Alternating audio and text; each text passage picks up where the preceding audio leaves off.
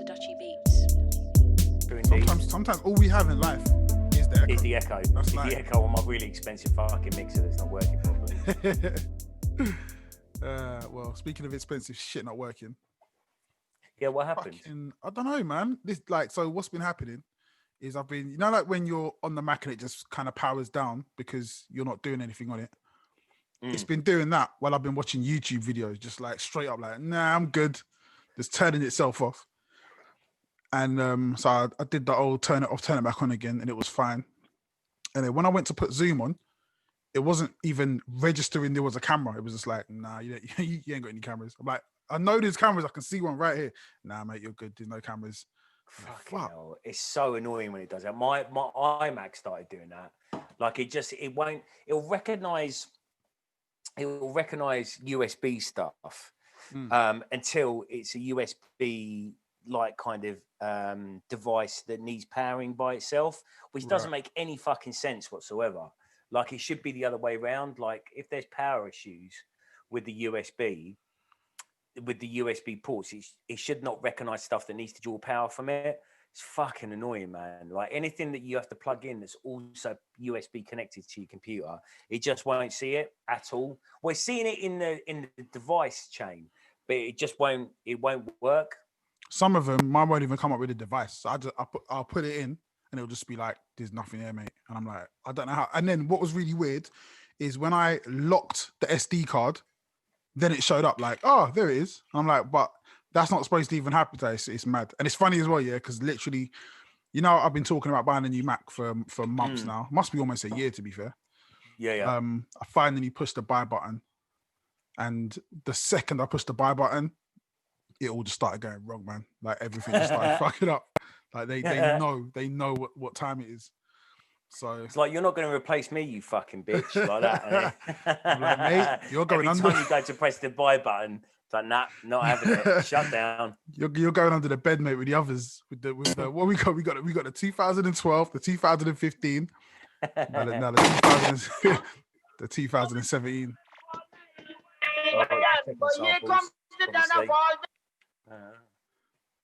I didn't ask for your life story, mate.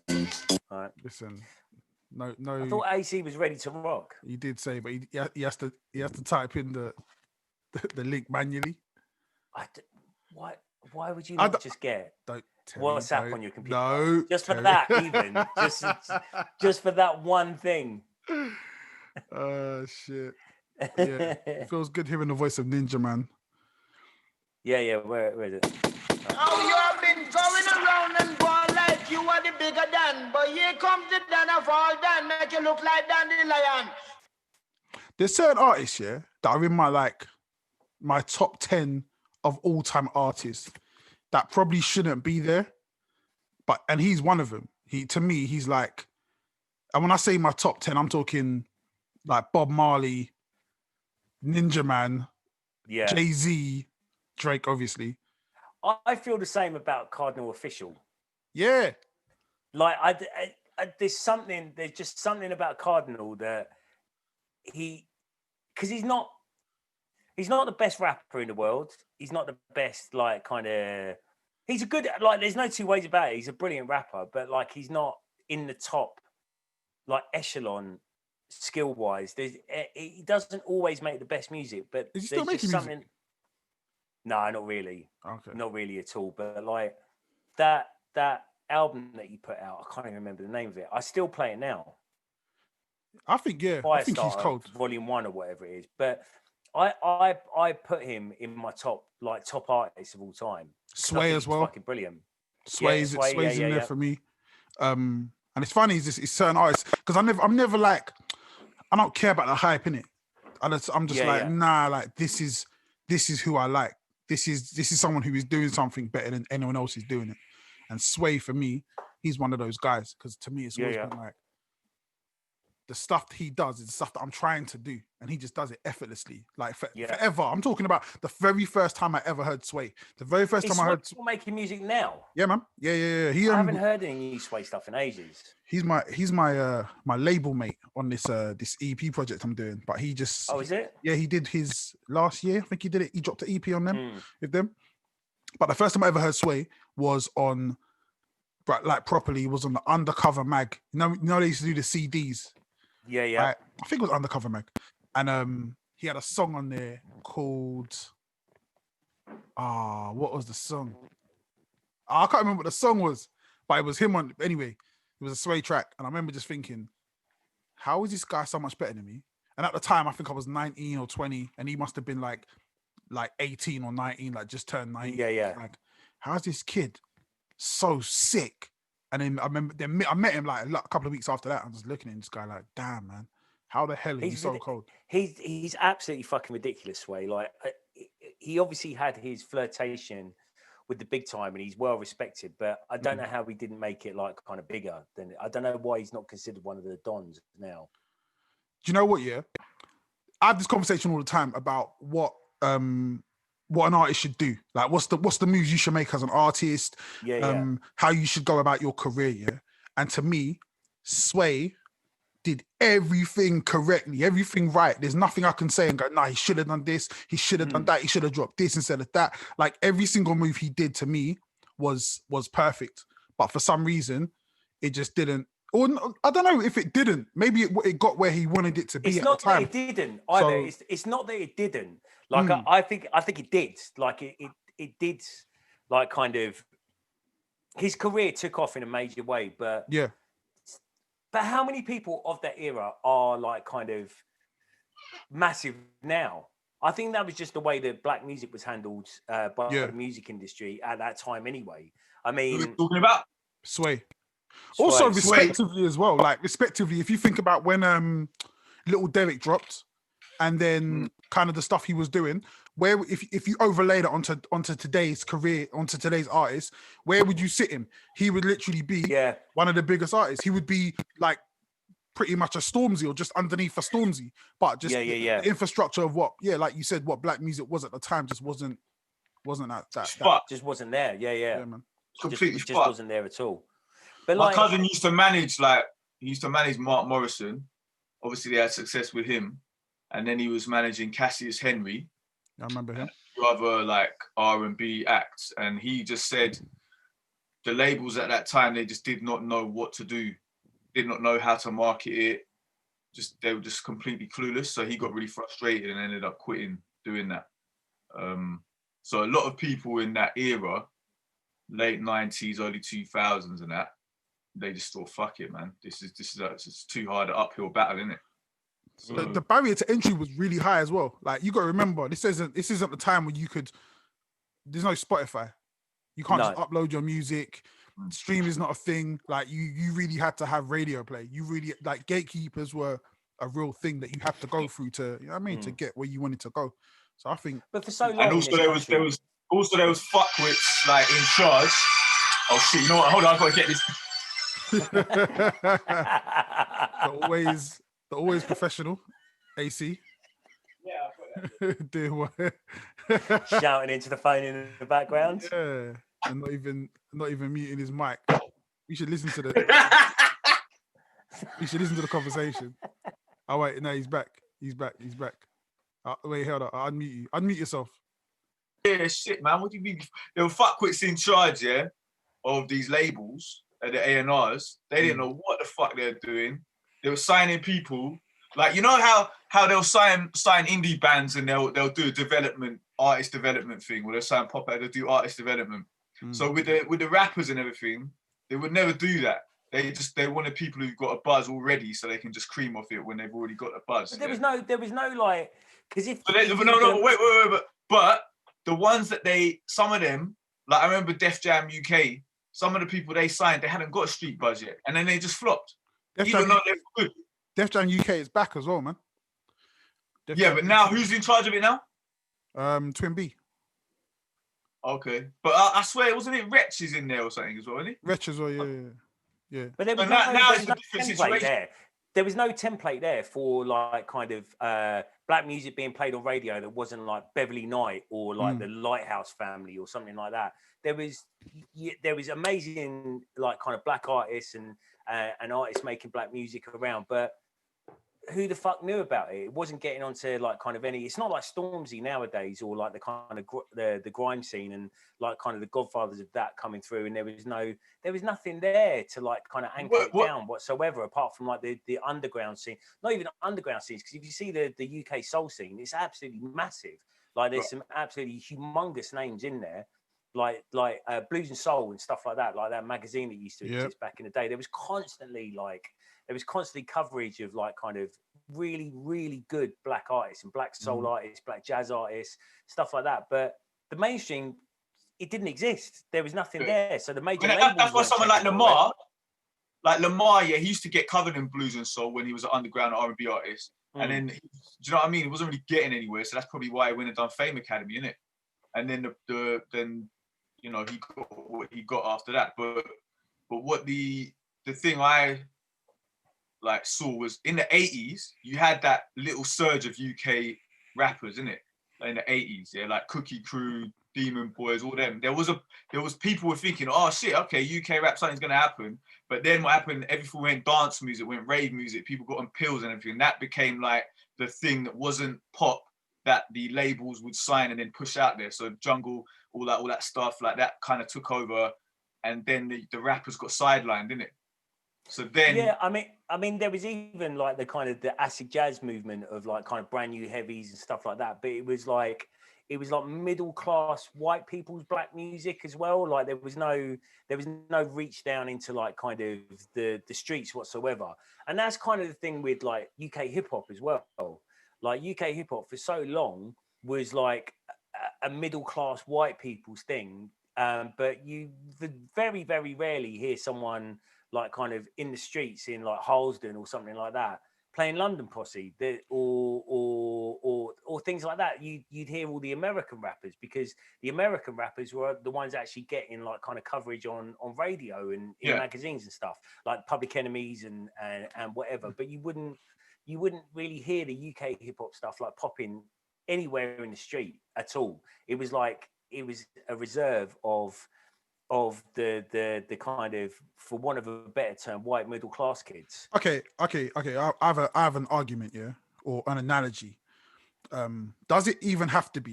So let's say that the music I was making is from the streets, authentic music from my life, but the people who have money to buy it don't live around me, so they can't afford to put money in my pocket, right? 100%, but it has to come, and this is what happened with grime, right? It has to come from I hate using the term the streets, like, but I know what you mean.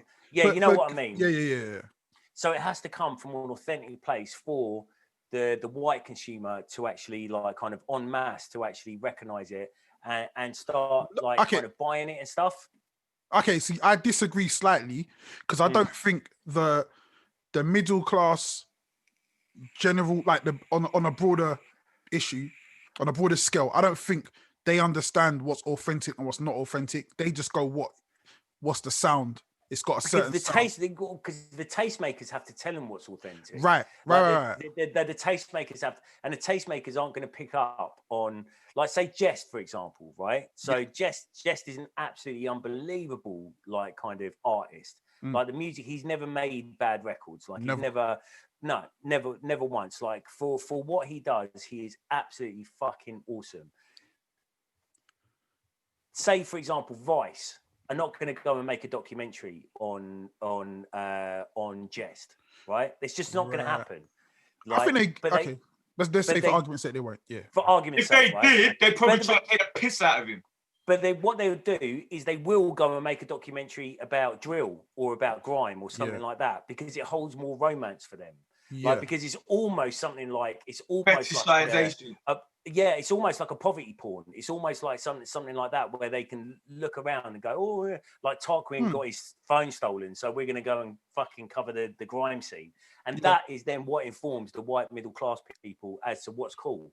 That's the way that I've always kind of seen it. I get all of that, I think part of the problem now is we still look, when we talk about the white middle class, we still talk about the white middle class as we saw them back in the day, like not knowing what's going on and not having an ear to hear what's authentic and what's not. Does my mic sound weird? Is it breaking? Yeah, up? it's popping a bit. Is it? I can't hear that. The reason I don't know what's going on with my mic. I'll sort that in a bit. Maybe just move a little bit further away. It's not a sound thing. Oh, I don't know what it is. Yeah. So the idea, yeah, it's like, why do we need? Okay, it's the analogy. Chinese food, Indian food, yeah. The Indian and Chinese food that get sold to the masses in the UK, yeah. Like, we all love that shit. We love it. Yeah, it's we not buy Chinese it, food though. but it's not their food. Like, No. but we, you know what I mean? They don't eat that shit themselves. No. Like, and I feel like, but it's getting to a point where. And I found that out by going to a restaurant, a really nice restaurant in Guangzhou, and asking for sweet and sour chicken, and they looked at me like I fucking farted in their mum's face. But the consumer's getting smarter. That's what I think. I just think right about now, the consumers are smarter than they. That's access. That's access. That's complete access. Like, that's like having access to all of these things that are going on various like kind of sites, whatever, like Instagram, like blah blah blah blah blah. That's having access, and access is the great leveler. Like, because you can only be informed to a certain extent of what's going on in an area or a scene or whatever, but you're not actually in every single day of the week. I mean, you can see that with me as a kid. Like, with me as a kid, I didn't live in New York, but I was fucking obsessed with New York. I'm white and middle class to a certain extent. I'm black middle class. I'm definitely white. But like, I'm middle class now. But I didn't know what the fuck was going on in Brooklyn and the Bronx and stuff like that. Yeah, it was my access to like, and admittedly, I probably did a little bit more like kind of groundwork than your average fan to like kind of bought the books, bought the magazines, watched MTV Raps, like went out and made sure that I had like Stretch and Bobbito tapes and Funkmaster Flex tapes and stuff like that. I used to go to Dark and Cold and wherever to buy them. But that's just access. But now there's more access, more easy access for you to find out exactly what's going on in any scene around the world. And I just think that I don't know. I think that the tastemakers or gatekeepers, not really even gatekeepers nowadays, are the ones that inform people who are not part of that scene. If we completely take away the idea of black people, white people, middle class people, working class people, whatever, it could be a fucking I don't know, like a scene in Brazil that kicked off, which it has many times. But we're not going to know about that until we're given access to it by a third party, as in the tastemaker. And that's what I think is the important part about that. And going back to my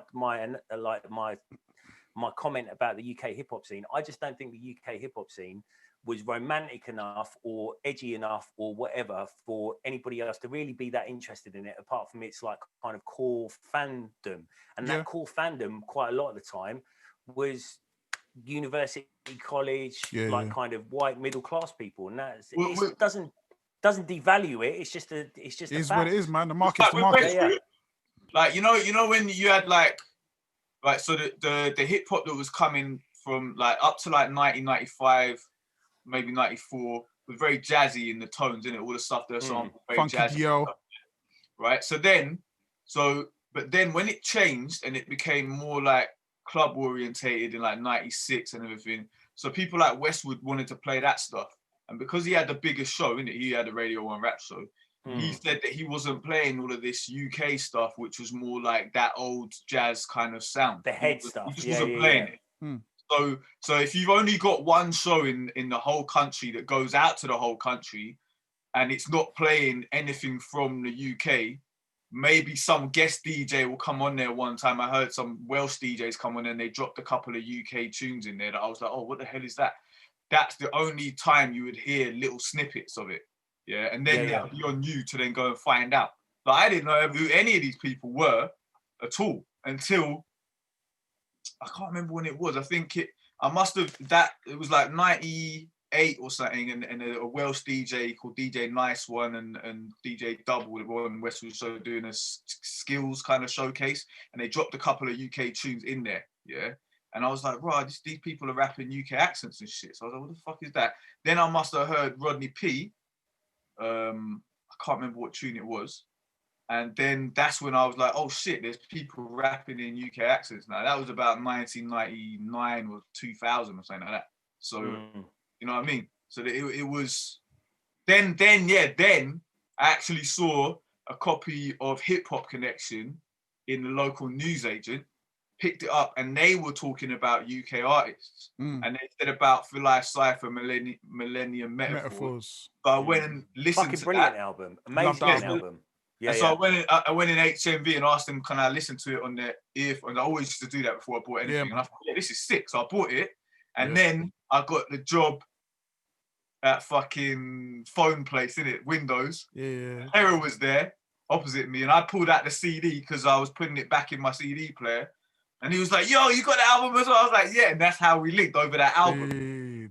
So do you know what I mean? So that's crazy. That's what it was weird. It was a weird time, innit? And the Roots Maneuver album, I remember that kind of got pushed, and you did learn about him. He had some good marketing or whatever the fuck. But you know what though? Like, I feel like as well, it's not just the marketing, it's almost like the artist. Where does the artist want to be? So if you talk to Roots Maneuver or anyone around him, one thing he didn't want to be was put in the UK hip hop box. Yeah. So, the label, I didn't think he was UK. The first time I heard him, I thought he was American. Because his accent wasn't real UK, you know, and that where my mind is at, my soul is at, on that tube. I didn't know he was UK when I first heard it. Until then, I heard some slang words he was using in there, and I was like, "Oh shit, he was from London." So well, I think that like if you look at Roots Maneuver and Ty and like even Youth Flesh for Old and people like that who were on like Big Dada. Big Dada was part of Ninja Tunes, and Ninja Tunes was already like the fucking darling of you know like what I mean? the They were good UK at dance scene. Yeah, Ninja Tunes was like Cold Cut. Yeah, Cold Cut. Yeah, it's Cold Cut's label. So they were already like the darling. So those kind of acts, and I love New Fresh for Old. Like I think they're absolutely fucking brilliant. Like Juice Salim is one of the most underrated rappers in the UK. I think he's absolutely amazing. But they had no right to be like anywhere like kind of close to having mainstream success. They are the very definition of an underground group, and they were killing it. They were fucking killing it. They were absolutely everywhere. And I just think that the how do you mean to say that they had no right? Because they were so niche. They're so niche. So niche, so hard, like they nothing that they did is commercial. Nothing that they did. Like, but wouldn't you say that it doesn't matter if something's niche and hard, if it gets pushed in a commercial way, then it can pop off. That's true, but what the argument is though, they weren't looking for that. They weren't looking to the beats. That don't matter. Was NWA looking for that? Yeah, they were trying to sell records to begin with. They were just trying to sell records at swap meets. And then the point I'm making, AC, is the point I'm making is that if you're pushed by the right people, if you're there and you're pushed by the right people, like these kind of the tastemakers, which is exactly what they were, then you're going to get success. You're going to be there. Exactly. There has to be some reason for that to happen. And I think that if you look at Grime was adopted. Yes, Grime was absolutely massive before like anybody else, like anybody from the outside of Grime. Actually, and this has been the issue with it, saying like kind of Grime died when we let other people come into it.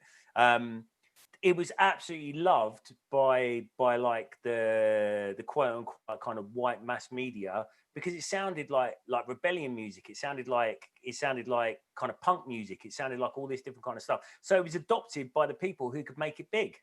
Yeah. And then when that was adopted, boom, it was there. But again, still that the mad thing is, even though like these are all black artists and black music, there was still no template there to how to market black music to the to the masses. And it's only very recently that that's actually happened in this country. Is drill where Grime was? I think so. Yeah. Look at Heady One. Heady One is Skepta. Yeah. 6 years ago, 7 years ago. I think so anyway. Like Heady One is like the talisman of that scene. and he's making fucking wicked music as well. Like his music, like his last couple of projects are fucking unbelievable. But yeah, I think drill definitely is grime. Had a bad name, kind of produced a couple of superstars. Now every kind of I don't know, music fan is going, oh, I've always liked drill, and it's getting like much bigger, selling more units, streaming more. So yeah, 100%. And always also like the beats. kind I of always like the drill beats. I don't the flow, the drill, like the stereotypical drill flow. Anyway, the ones that the MCs who don't, they do their own flow. That's different, isn't it? But the stereotypical drill flow, it wasn't really my cup of tea. I love the drill flow, man. The drill flow is fucking cold. Yeah, I don't know. It's not my cup of tea, man. I like the beats. Because I like the Funeral March by Chopin. A lot of those beats sound like the Funeral March with the piano. You know what I mean? It's really like, I think drill really does suit England. The mood of the UK, drill and grime, and drum and bass. Like really grotty, filthy, horrible music that really suits the UK. And the thing with UK hip hop, because it was trying. I like the way you described it as grotty. I've never heard that. That's going to be a next. That's going to be a next fucking genre. Watch. Grotty, yeah. You make grotty. People already say that about drum and bass. Say it's grotty, isn't it? They say that tune's grotty. It's grot. There's like saying filthy jump up is grotty. It's pure grot, that tune. But that vibe represents England. Really grey, horrible buildings. Milk my mouth. Do you know what I mean? It's fucked. That's the vibe, isn't it? So people can say, oh, these music are horrible and everything, but that's Britain. That's it encapsulated. Like, on the fucking, what's that tune? Motherfucking, what's the geezer? Warren G. The tune where it's like the blues.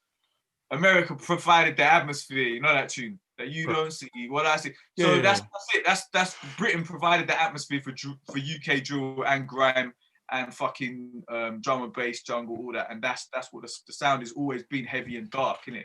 Always. I just want to see these kids like really come up off it, man. Really make money. 100%. Really own all that shit. That's the most important thing.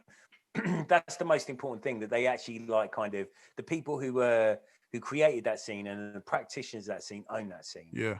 I think if there's anything to learn from grime, that is the important thing. Yeah, because you know what's funny as well, because like that was always Wiley's argument was it's all about ownership, man. Like we just don't own, we let others in the building, they're controlling it. We need to be controlling it.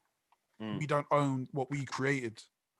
And the maddest part of that is he wasn't really doing it for himself, because he owned all his shit, innit? Like he owned a lot of his stuff. So he was in a position and is in a position where he's sorted. But his thing was, yo, I'm trying to let you lot know, like, there's other things out here. You don't need to own your stuff because you lot are getting fucked over. I'm good.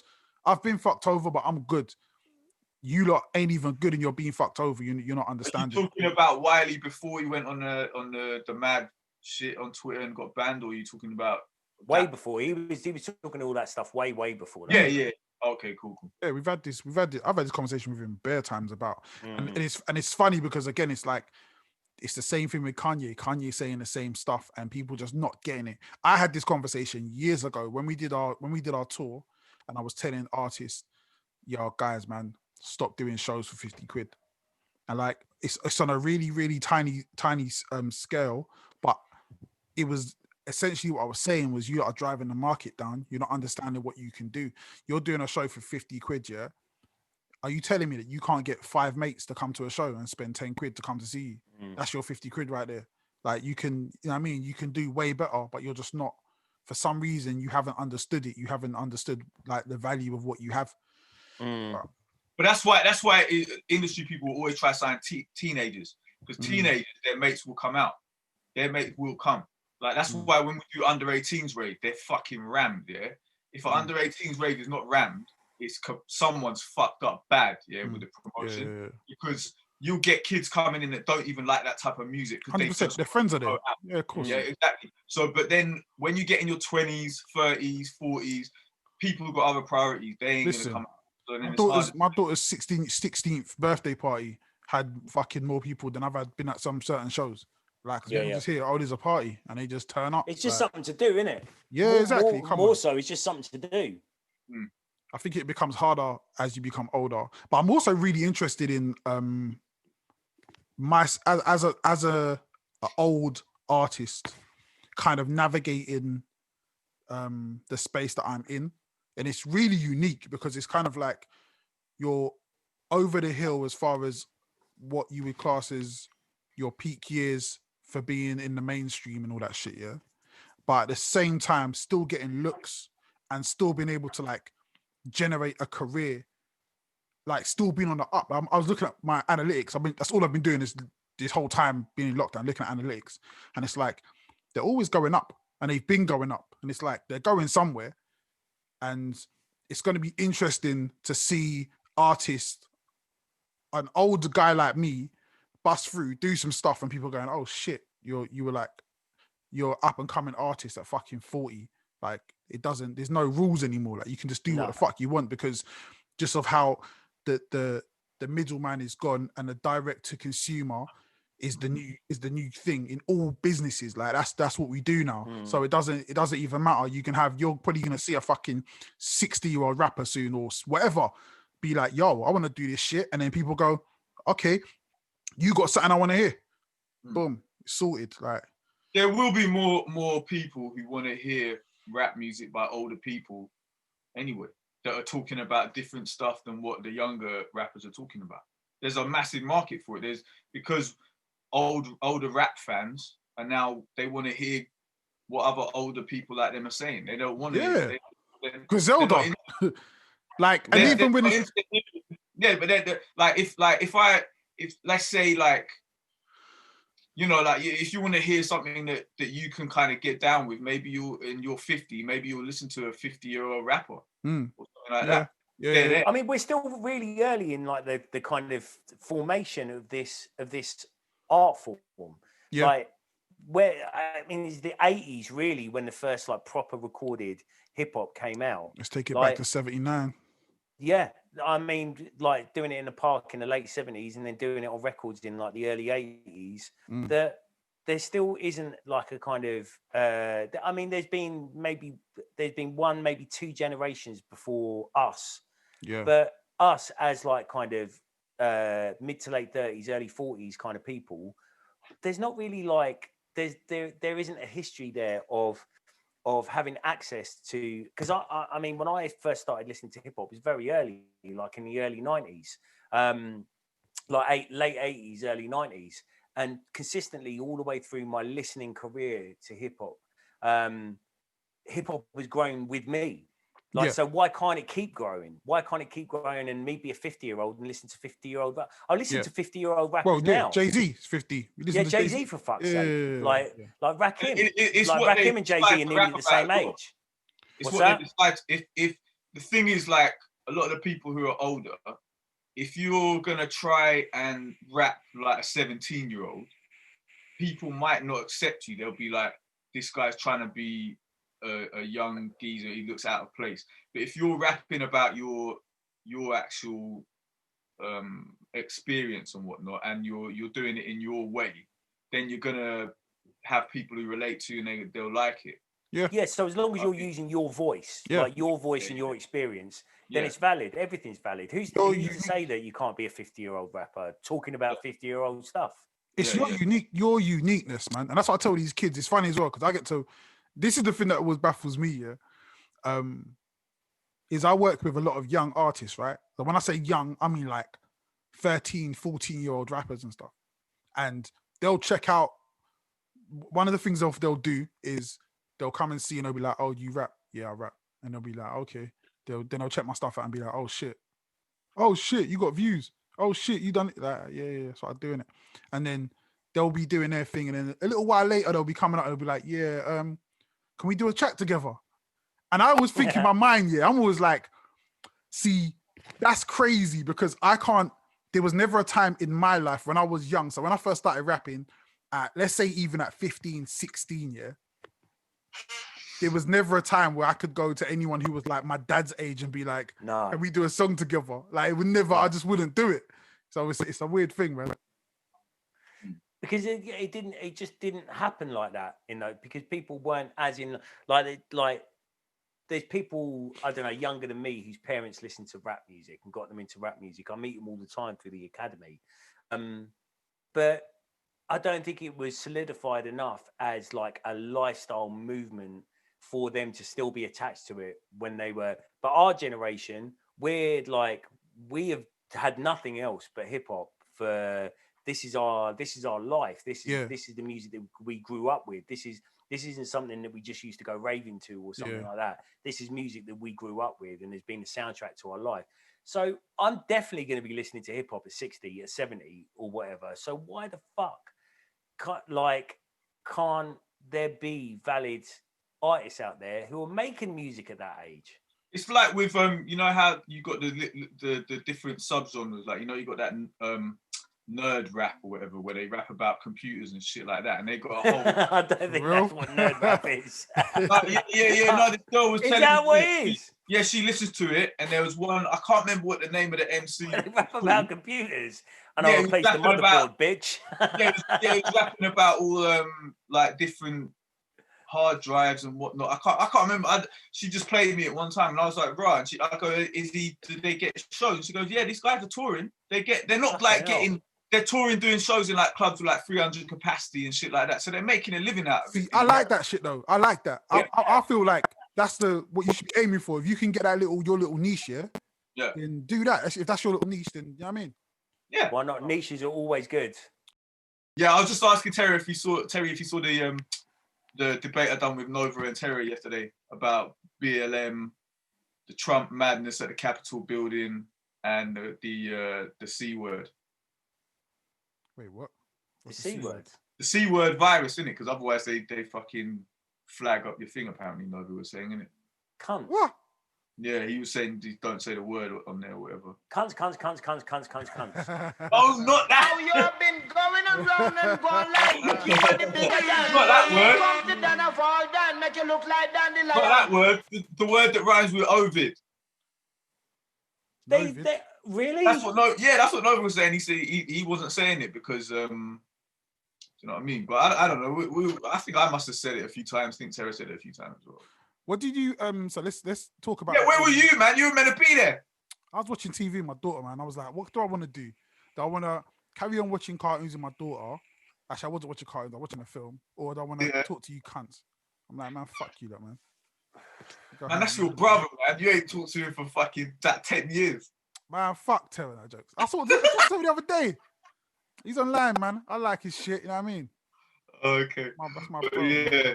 No, I thought it was a good discussion. I think things like me and Terry, we talk about all that kind of shit all the time, yeah. Like when we're always driving around and everything, yeah. And like I feel like he likes playing devil's advocate, but when he's with me or whatever, and we're actually talking some sense, usually the more extreme points of view he's got get climbed down a bit. Yeah, so I think the devil's advocate thing has gone now. I think he's he's gone over. Like that's his... No, he didn't think I was a crisis actor. Like, because that's why not. Because basically Nova said, like, because Terry was saying Bryan Cranston's crisis actor. Anyone who says they got the virus is a crisis actor. So then I said, well, I had the virus, innit? So then Nova said, oh, okay, come on the show. And then Nova was like, is AC a crisis actor then? After I told him what happened, and Terry was like, no, he's not. But Bryan Cranston is, and Idris Elba is. Yeah, but he might just be like, nah, you just got the flu, innit? You had a cold, that's it. You had a little sniffle. Nah, he couldn't say that. He didn't say that anyway. Hey, big up.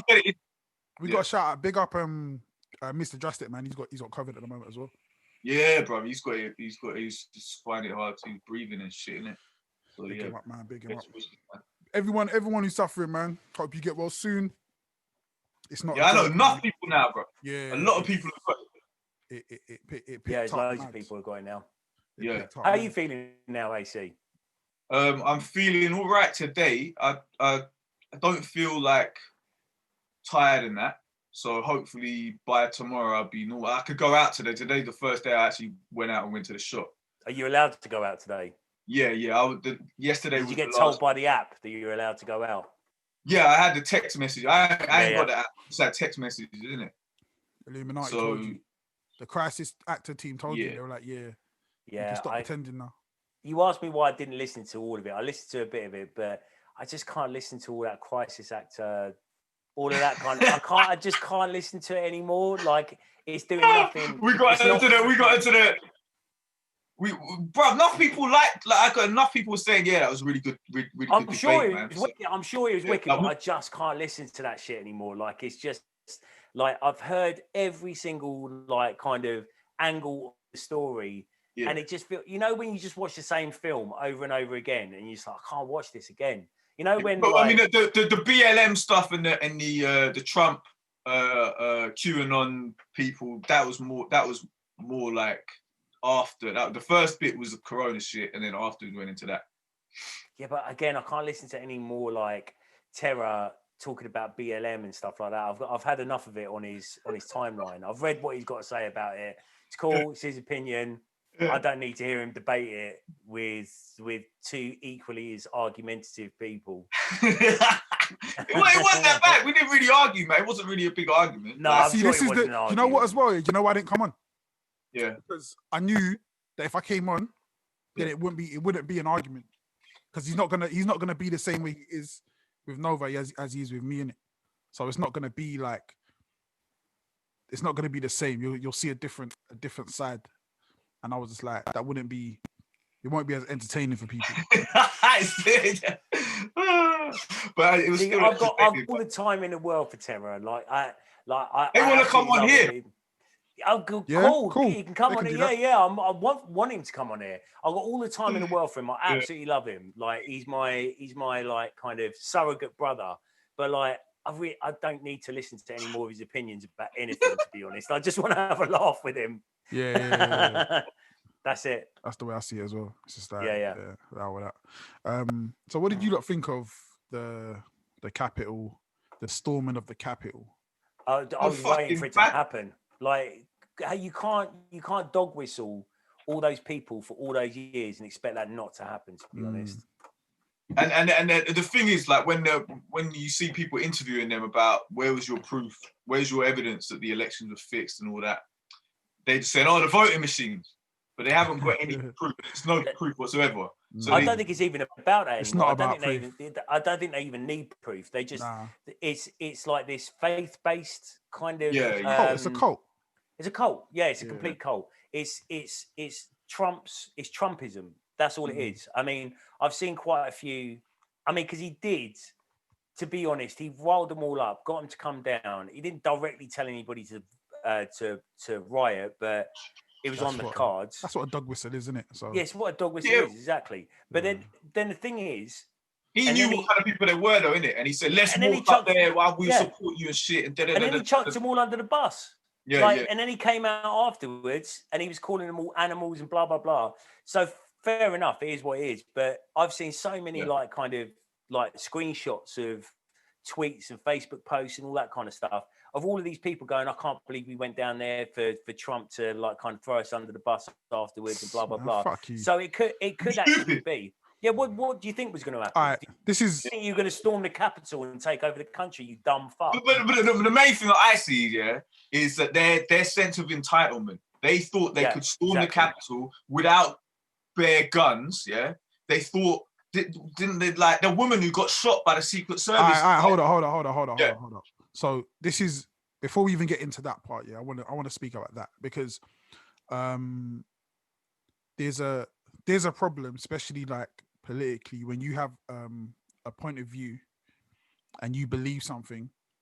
We can like I say, for instance, this terror situation, we can disagree all day, but imagine me or him going somewhere because of our beliefs and ending up like dead, ending up getting shot like over that shit. To me, I'm like, fuck, that's when shit has gone way too far. It was so 5 people got killed over that time. One of them was a police officer. Police officer got killed. Like, he got crushed. Yeah, I'm like, yo, this is. I heard he got hit with a fire hydrant, man. Someone hit him with a fire hydrant or something. I'm just like, what the fuck? Oh, I thought he got crushed by the crowd. No, the woman, she had the flag saying, "Don't tread on me," and they trampled on her. She got trampled to death. Do you know what? I don't even want to laugh at that. I don't want to laugh at that. Because that's like. And then the other woman, it's poetic justice, but like at the same time, it's not a like we're laughing because it's fucking again, it's poetic justice, yeah. But it's not like they got family, man. Like they're like well, people. what about the guy who reading, tasered himself in the nuts? Like yeah, the guy tasing himself in the balls, isn't it? Again, the that shit is funny as fuck. Like, listen. Let me just say something, yeah. He had to take that as well. If I ever taser myself in the nuts and die, please promise me you'll come to my funeral and laugh at me the whole fucking time. Like I want memes and jokes made if I taser my balls and I die. But at the same time, like be cool to my family, innit? Like you wouldn't be able to have a closed coffin funeral, bro. His balls would be too like out of the thing, swelled up from all the electricity. They don't want to be able to. They need to build a coffin like a high coffin, bro. You're an idiot. A mausoleum coffin. I was reading that woman's tweets, yeah, the one who got killed, and like it's that whole thing of like you're believing something that's just not true. And I feel like the area we live in now, everybody we kind of know the truth, innit? Like we know the truth. And I know some people act like they don't know the truth, but I feel like there's a lot of if you have to lie, then you know you're wrong. If you have to lie, you know you're wrong. If you have to reach for fantasy shit, like no disrespect to religion, but if you got to start saying, well, it's in the Bible, again, to me, I'm like, all right, you lost it, bro. Like there's so many things I feel like now there's a massive what the Capitol storming the Capitol did is it allowed a lot of people to really expose themselves and just really see some shit that you couldn't deny before. This one girl on I think they're still denying it. I know they're still denying it, but at the same time, it's like we can just go, all right, cool. Now we know we don't have to take you seriously at all, so I don't need to argue with you. Saw this girl, she was like, yeah, people are saying that Trump is racist, but he's not racist. And I was like, the fact that we saw somebody wearing an Auschwitz hoodie, they think he's racist. So if they can see it and you can't see it, and we can see it, then again, we just got to not talk to you anymore. Like that's not you then, because the Nazis can see it. We can see it. You're the only people who can't see it. We just look at the core of the people. You had people posing doing the George Floyd getting a knee on his neck. They can see it. On the steps. Big up them. Big up them, man. The ones who brought the fucking the guillotine or the what's it called, the noose. They brought the whole thing out. Big up them, man. Yeah, because like I said, everyone the Nazi flag holders, all the Confederate flag holders. They can see some shit. So if they can see some shit, I got to say, right, at least you lot can see it. We can see it too. They know it's there. They know it's there. Go on, AC. Sorry, go on. No, at the same time, like there are people in that QAnon shit, yeah? Like there's black people involved in it. There's brown people who obviously aren't racist or whatever, but they believe in the paedophile thing, and they were. It wasn't just all racist people. There were QAnon idiots in there as well. All right, cool. So the QAnon side of things is slightly different. I get that, yeah. But this argument as well about the blacks, because it's black people, blacks for Trump, they can't be racist. I put out a tweet and I was saying if we had social media in the slave era, we would have black house slaves going, he's not my slave master isn't racist. He lets me sleep in the house. Yeah. You fucking coon ass Uncle Tom Negroes. We know what you are. All skin folk ain't kinfolk. We look at you like that. Again, it's 2021. We don't even argue with you anymore. You don't got to do what you got to do. You lot are on the side that you're on. But history, again, is going to paint you in a very bad light. And that's the thing that helps me sleep at night, knowing that I ain't got to lie about nothing. I ain't got to make up anything. I just got to live my life, live my truth. And everyone can see what's really going on. The fact that these guys have to do what they do and say the things that they say, to me, I'm just like, cool.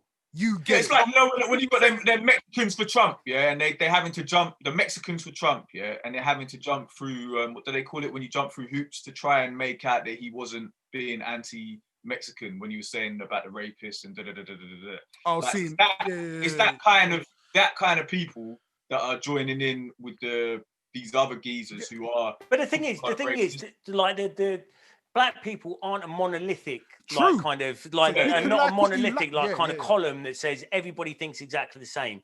If one black person says it's all right, then blah blah blah. That's not the way the world works, and it's a really fucking simple Simon way of looking at things. Of course, there's black conservatives. Of course, 100%. Like they'd be ridiculous to think there wasn't. Of course, there's black people in every kind of spectrum of life. So like, you can't just say that because there's 2 or 3 black people there, that the movement isn't racist. Like the everything that's going on, there was Asian people, there was Mexican people, there was like Puerto Rican people, there's black people, there was women, there's probably gay people there as well. That's not real life to think that just because there's a couple of people like represented that aren't white, Anglo-Saxon, typical like Ku Klux Klan-esque looking, down south, racist, like there's plenty of white people who are down south with that accent who aren't racist. 100%. Like, life isn't monolithic like that. So you've got to look at the bigger picture and say that this movement, everything that's happening here, doesn't matter if there are people there that weren't racist, that don't consider themselves racist. Doesn't matter. That entire movement, everything involved with it, because you don't get Ku Klux Klan members going to fucking to other things like the I don't know, I can't think of anything off the top of my head, to BLM or something like that. No. You don't get that doesn't happen.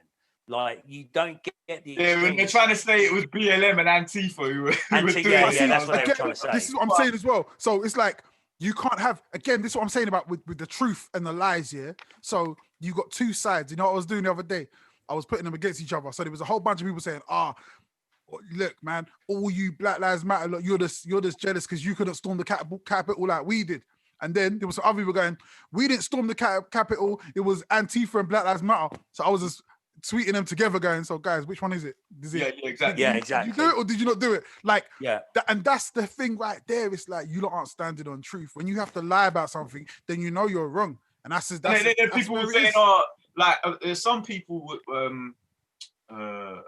one guy I said on one of my posts, it shows white privilege exists because they managed to get in the building and do whatnot. And then this guy was like, another guy, and I was like, no, a white woman got shot. Yeah.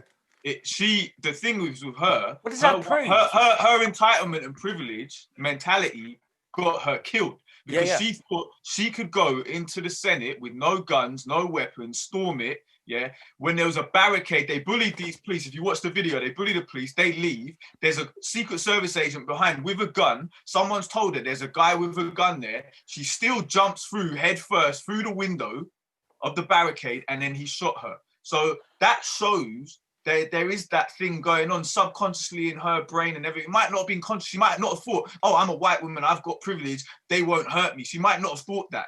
But subconsciously it made her do that, that she would get killed. So then when people say that again. I saw a black person post up, oh, well, now we can stop all this lies about white privilege. This white woman just got shot. And this is like, all it is. You know what? The point is, I've never met. She got in there. She got in there. 100%. But I've never met somebody deny white privilege who understands white privilege. I've never had it. I've never seen it. Only people I've seen who deny white privilege can never explain what white privilege is. Or they'll go, well, there's rich black people, Obama. And like, no, you haven't got it. And again, this is it. I'm just like, I'm at a stage where I'm like, you know what?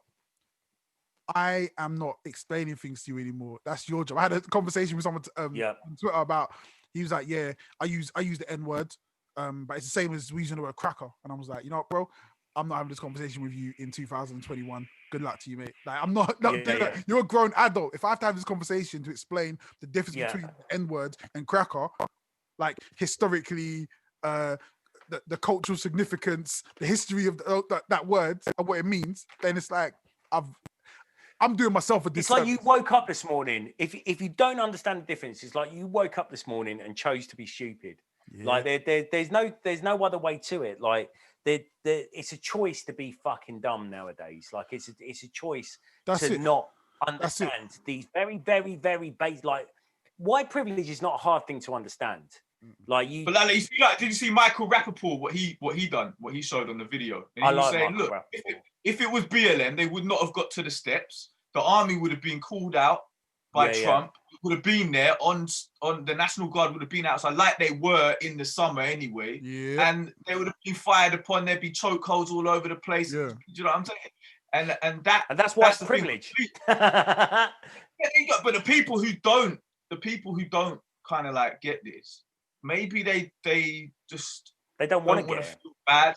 They don't want to feel bad in they just don't want to get it. They don't want to get it. They don't want to understand it. There's plenty of opportunities for, I mean, entire 2020, like pretty much everything that happened in 2020 gave everybody a chance. It should have been a mass awakening, gave everybody a chance to actually understand. Like there was literature put out there. There was talks happening. There was all of this stuff happening. Like every single like major outlet covered it, and you were able to like kind of at least get a grip on what white privilege was. 100%. People that I've known for years, like that have never really understood, not racist, not just normal people. They're like, fucking hell, yeah, I get it now. Like I understand it. They didn't have to go off and even read like an Akala book or whatever. Nah, man. If you're not getting it at this point, if you don't understand it, it's a choice that you don't 100%. want to All you got to understand. do is use your eyes. All you got to do is use your eyes. You need to read any fucking book. Yeah. Like with what is it? The fucking God. Yeah. You know how people were going, like Trump was saying about the guys kneeling at the football games, just calling them sons of bitches and all that, yeah? Mm-hmm.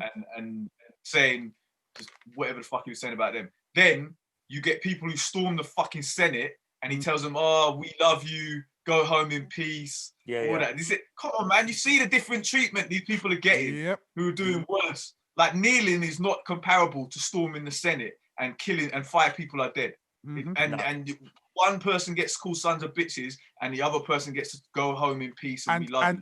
And storming the Senate is not comparable with allegedly using a counterfeit $20 bill. No.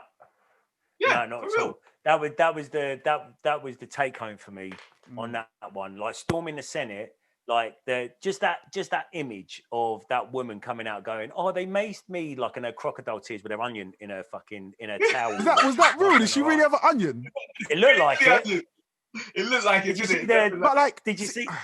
Again, did you see the Animaniacs one? Yeah, I saw that. That's the best. It was worth it just for that, to be honest.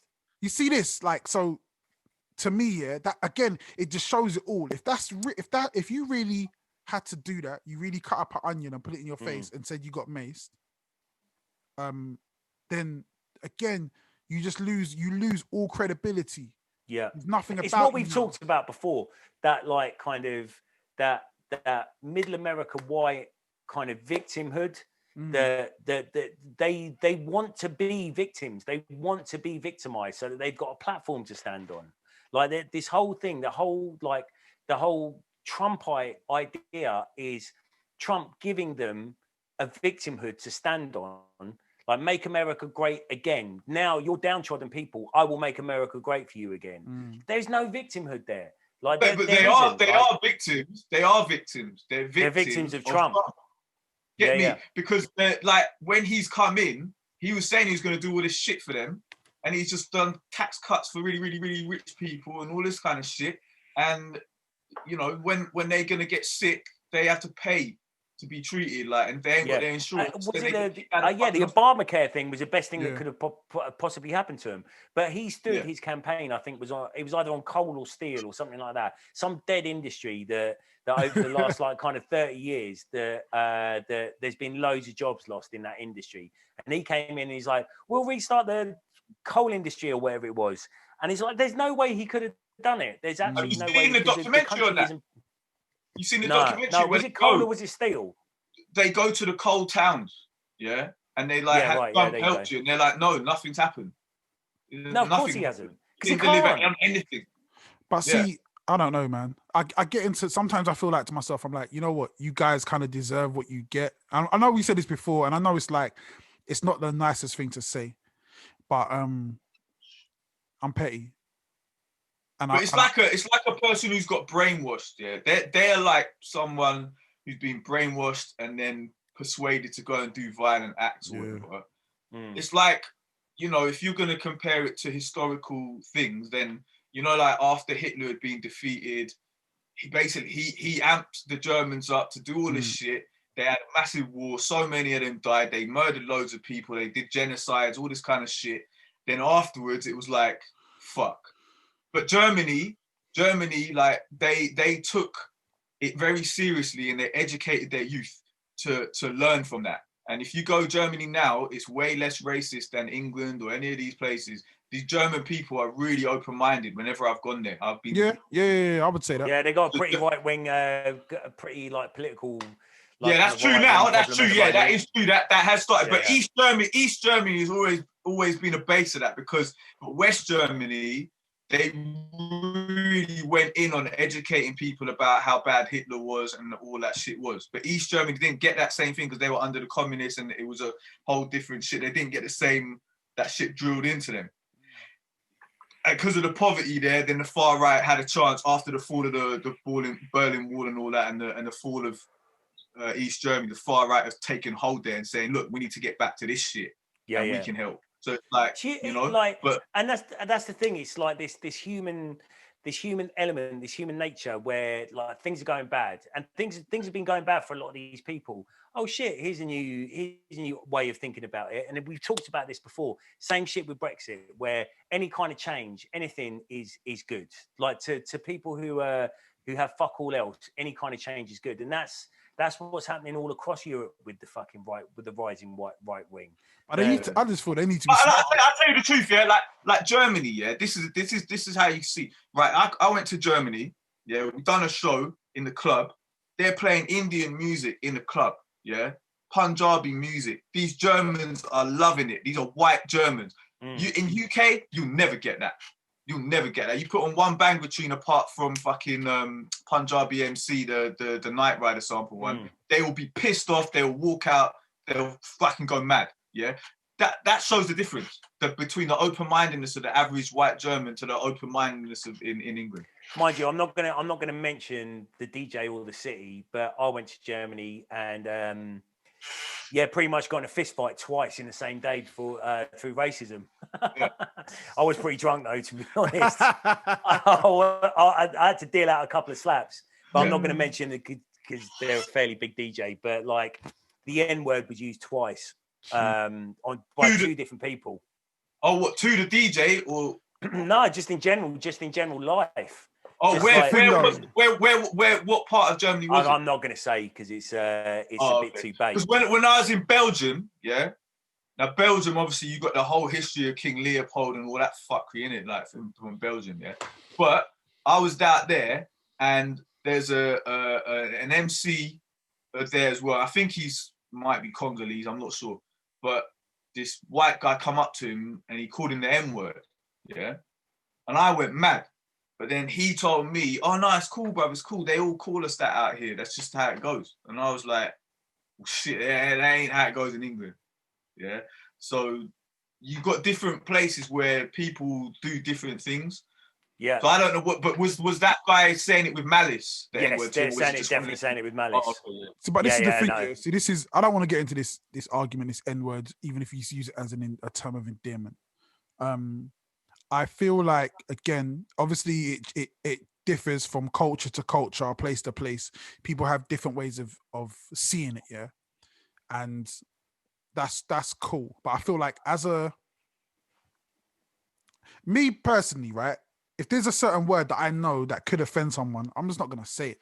And I just feel it's at that point where just be smart, because if you say it around, like when I was young, you're gonna get your head knocked off, innit? When I was young and I was getting called that, it was always a negative, in school and all the way through up when I was growing up. Then suddenly, I'm like, the first time I heard a rap tune that was using it, and they were saying da da da da, I didn't know what this was. I thought this was skinhead rap music now.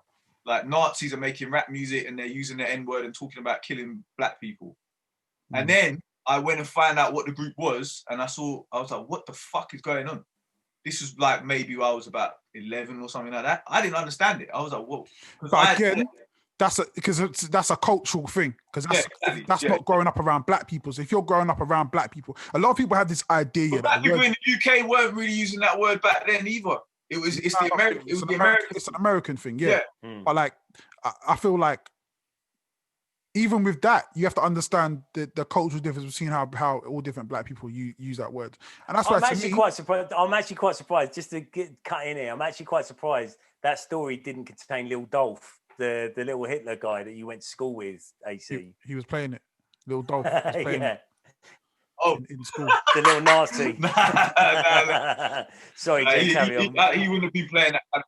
We got merch coming soon, man. Little Dolph merch. Little Dolph merch. And other catchphrases that you've heard us say on this program. Not a fucking Dr. AC. I'm not a fucking Dr. AC. And then like a stethoscope underneath it.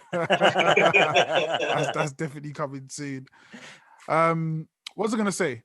So, did you not hear the Arnold Schwarzenegger little like 7-minute speech, 7-minute go at? He's going at Trump and the trumpets. He's been You know what? Yeah, you know what? For a while. Yeah, fuck him, man. Because at the end of the day, yeah, he killed Tukey, innit? So I know he killed Tukey. Nah, he signed the death. I know he killed Tukey. Shout out to all the Crips. Yeah, that's something that we cannot. Tukey was doing really good work. Yeah. And if he was still alive, he could have helped so many people not die. So why are you going to give him the death? Let him die. That don't make no sense. You know, he got a Nobel Prize for writing those books. You know what I'm saying? Why are you going to kill him? Much respect to Tukey, always. Yeah, man. But you know what? Now go on, Terry. Hear what you were saying about because you know he's been going at Trump for a little while. Still. Oh yeah, no. So I was just going to say, like, he's been going at Trump for a while. I mean, I think it's like that feeds into like this Hollywood, the anti-Hollywood elite that Trump has. Like, I think that there's Hollywood, and then there's Trump and Bruce Willis over here. I reckon Arnie knows something, man. I reckon Arnie knows something. I reckon. Like, yeah, 100%. Arnie knows some stuff that he's done, and Arnie's like not cool with it because Arnie, yeah, apart from like obviously killing Tukey, his background. He's pretty straight up, man. He's done a few things that have been like documented when he was a bodybuilder and they were in South Africa. They wouldn't let the black guys on the bus, and he was like, "Well, fuck you, I ain't getting on the bus either. Fuck you, motherfuckers." And chill with the black guys.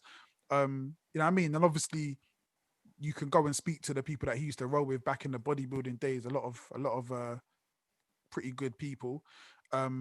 Arnie's done some very cunty things as well. Like he's got some kids out of wedlock, fucked his maid and shit. Yeah, but him and Trump, yeah, he don't like Trump, man. No, I think Trump was around that Hollywood set for so long. Like he was part of that like kind of glitterati that was. They've all got to have fucking stories on him. I reckon he's got stories on all them as well. Like I reckon there's some fucking raggo shit that's happened in the past with who knows what, who the fuck knows what. But I think they've all got shit on each other. But Arnie does not like Trump. He's been going at him hardcore for a while. Will Trump get impeached again? I doubt it. Damn, I massively doubt it. I don't know. Well, they were saying they might do the 25th Amendment on him, isn't it? And then that deposes him and Pence takes over for the last 2 weeks or something. Isn't that what happens? I want him impeached. I don't know. Yeah, I mean, if he does get impeached, I would, because I've seen loads of people saying, "What's the point now in impeaching him?" But if he does get impeached, he doesn't get his pension, which is millions. His like president's pension. The ex-presidents get £1 million a year or $1 million a year. Travel expenses. They get Secret Service for life. Like all this kind of shit that if you're an ex-president. So I hope he does get impeached, but I don't think it'll fucking matter if he does or he doesn't, mate. Like he's walking out of this the most infamous person in the entire world. Like probably the world has ever seen, barring like the Hitlers and the Mussolinis and stuff like that. He's walking out of this into the biggest TV deal of all time, into someone somewhere, one of like these kind of I don't know, like tech kind of people creating his own like kind of social media platform. There's going to be something that happens where he's being taken off Twitter, he's being taken off blah blah blah blah blah. Good. I mean, all of them are dying anyway. Like all of them are going to be dead within the next 5 years anyway. He's walking out into the most profitable, the most visual, the most Even if he goes to jail for 5 years, he's walking out of jail. He's not going to proper jail anyway. He's walking out of jail as the most infamous person in the world. There's nothing that can stop this man at this point. And that's the fucking, I mean, even if you put a bullet in his head tomorrow, he's a martyr, and Trumpism exists forever. The only way he can fuck up is if he fucks himself up. Yeah. Even if he gets I don't think he can. I feel like there's nothing he can do to if he gets impeached, can he run again? He can't run again, can he? Yeah, he can't run again, but he can if he doesn't get impeached. Yeah. See, that's he can run in 2024 if he doesn't. Basically, they want to kind of do it. If they can work out that impeaching him is going to cost them less money than they would if they had to pay him $1 million a year. I don't think money's a thing. I don't think it's about money anymore, man. Yeah, but for these politicians and all these people, that's probably what they'd look at, isn't it? Not like that kind of money. Money. I don't think so. What do you think about him being taken off Twitter? I think it's good. I think it's good that he's taken off Twitter. Like when you I chat to a lawyer about it. Yeah, I chat to a lawyer about it, and they said from when you incite violence, they were saying he should not only be impeached, he should be tried in court for inciting a fucking riot. Yeah, so when you incite violence, that's your free speech is done. Like it's like like the guy put on your thing, Terry.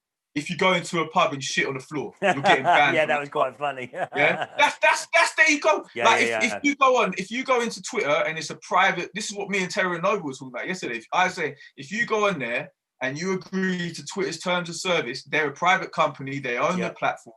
You've agreed not to incite violence. Now you incite violence, they can say fuck up. That's it. You're done. And you can't argue with that. Like people say, oh, but free speech. Well, then you need to set up a new platform. Yeah, if you want to set up a platform where you can talk any fucking shit you want and say, oh, let's go and kill you. Then make a new one. The thing is, it's got nothing to do with free speech. It's got nothing to do with any of that kind of stuff whatsoever. Because it's one platform, or it's Facebook, or it's all the platforms. He can still say whatever he wants, and he's still got the world's ears. It's not fucking censorship.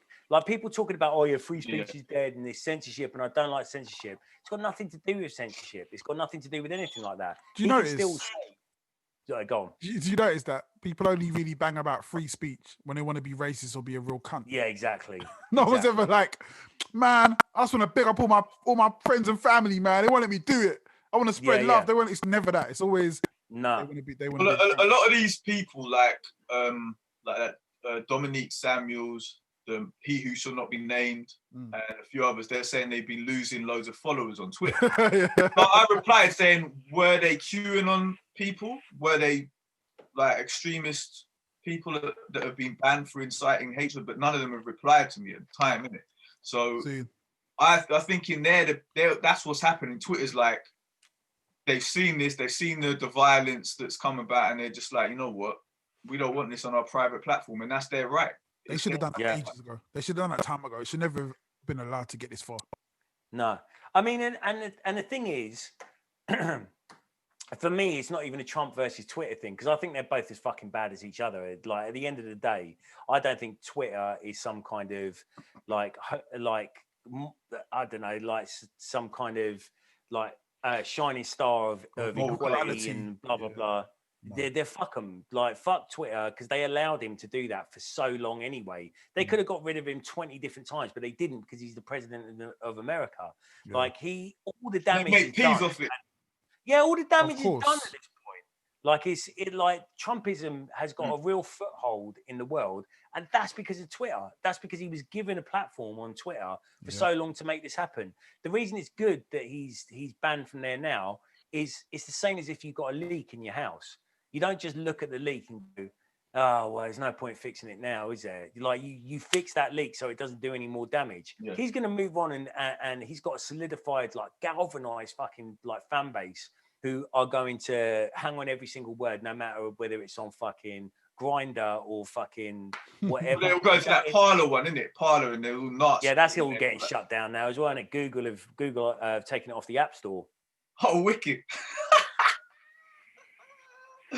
Yeah, because there's so much stuff around this at the moment, like because they've just see the stuff with WhatsApp now, where you have to, if you're on WhatsApp, you have to agree to the terms and conditions that all your information is going to get shared with Facebook as well.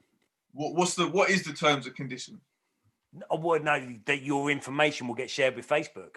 I thought they were doing that shit anyway, man. I thought they were doing that shit anyway. Like, and all of that kind of stuff.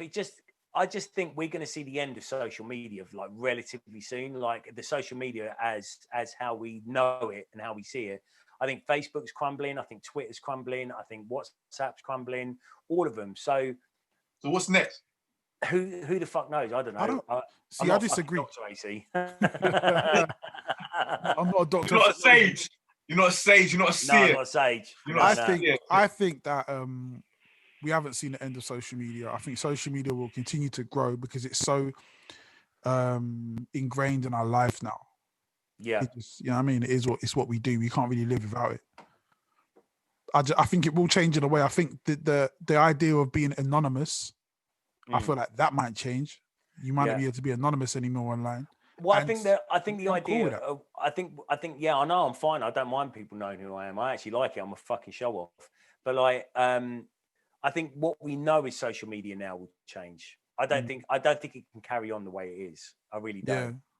Yeah. Like, I think social media. I mean, Facebook, Amazon, and Google have managed to pull the entire internet down into like those 3 portals. So you have to access like even if you're signing into something that's got nothing to fucking do with Facebook, you like it gives you the option to sign in via Facebook and all this different kind of stuff.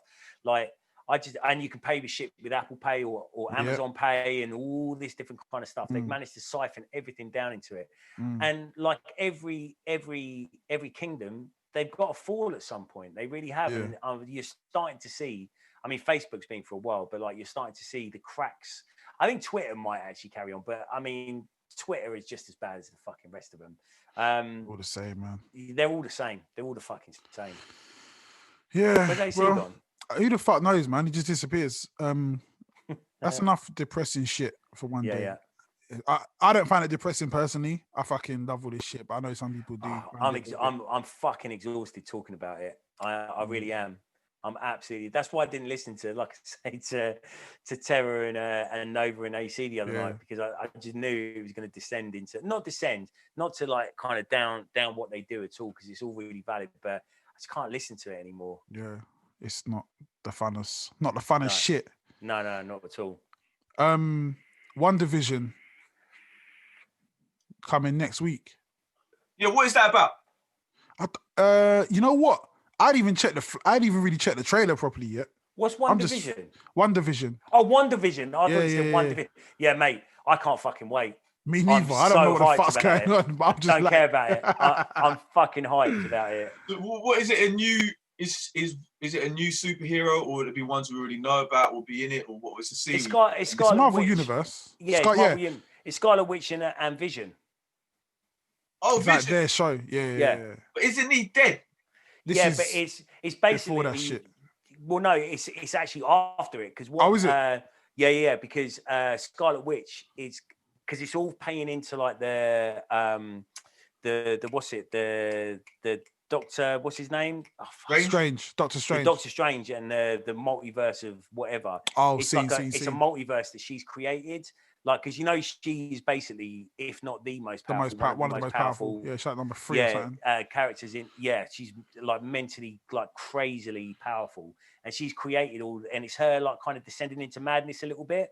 It's going to be fucking sick. It looks wicked. I cannot fucking wait. No, I'm well looking forward to it. There's fuck all on at the moment as well. Like, there's a massive hole left in my life after The Mandalorian. Yeah, I've been watching films, like I've been watching movies. That's why I went on the show the other day with you, man, because I was watching something with my daughter, and you know, I watched that Sandy Wexler. What's that? Which one? Andy, what's his name? Adam Sandler movie. It's an old one from like 2018. Yeah. But it's pretty fucking good, man. Had Jennifer Hudson in it. Like, what's that? What's that on? Is it on Amazon? It's on Netflix. Okay. Yeah, like you know his deal. You know his deal he had to do all the movies for Netflix. It was like one of the first ones he did. Yeah. But it's like like the majority of his movies are really shit because he does a stupid voice all the time. Yeah, But this one was not too bad. This one was all right. I'll tell you what film I watched that I thought you would like, Terry. You might have seen it already. Tag. No, I haven't seen it. Well, I've seen it. What's it about? It's about these guys who they had a game of tag that lasted like 25 years. So like every month, every year there's like 1 month where they'll find each other and play tag all around the world. But it's a sick film, but the fucking soundtrack is nuts. You'll fucking love the sound. I was like, nah, man, Terry needs to be watching this shit. The soundtrack was fucking dope as fuck. All 90s hip hop. All 90s hip hop. Well, yeah. I mean, if I'm gonna love it, it's 90s hip hop, isn't it? Is that on Netflix? That's on Netflix as well. Yeah. I watched two of the worst films I've ever seen this week. One was Gemini Man. That's not. Yeah, it's not good. It's fucking terrible, man. It was actually so bad. I've really enjoyed it. I've been on like a little bit of a Will Smith kick recently. Like I watched. What do you think of Bad Boys for Life?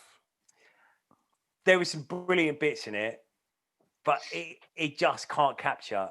It can't do it. Like Martin Lawrence just wasn't as funny as I wanted him to be. There's some brilliant bits in it though. Like there was some fucking funny bits in it. The bit where they shot the guy with the rubber bullet and he had the big lump on his head. He just touches it. I was in bits watching that, but I don't know, man. Because the thing is, I watched Gemini Man and then I watched Bad Boys for Life. They're very similar. They're the same film. For Will Smith, it's the same film. Yeah. Gemini Man, what's that about? He's a cop again. Will Smith's like a cop or something, yeah? Yeah, like special agent or something. He's a special agent. He's an assassin or something. And it doesn't matter. He's a guy that runs around with a gun. He's really good at it. He's being chased by his son. Like both films are exactly the same. Did you watch it in? Was it in 60 hertz? 60 frames, 120 frames. So it's like the really like realistic looking version. So I watched it in that. So it doesn't look like a movie. It looks like a TV show. It just doesn't look great. Like a lot of these old films that look shit when they're Gemini Man. They've been because they filmed it all in 120 frames or 60 frames. So I watched it in, I think it's 60 frames, whatever. I watched it and I was just like, it just doesn't look real. It doesn't look real. It looks too real. Yeah.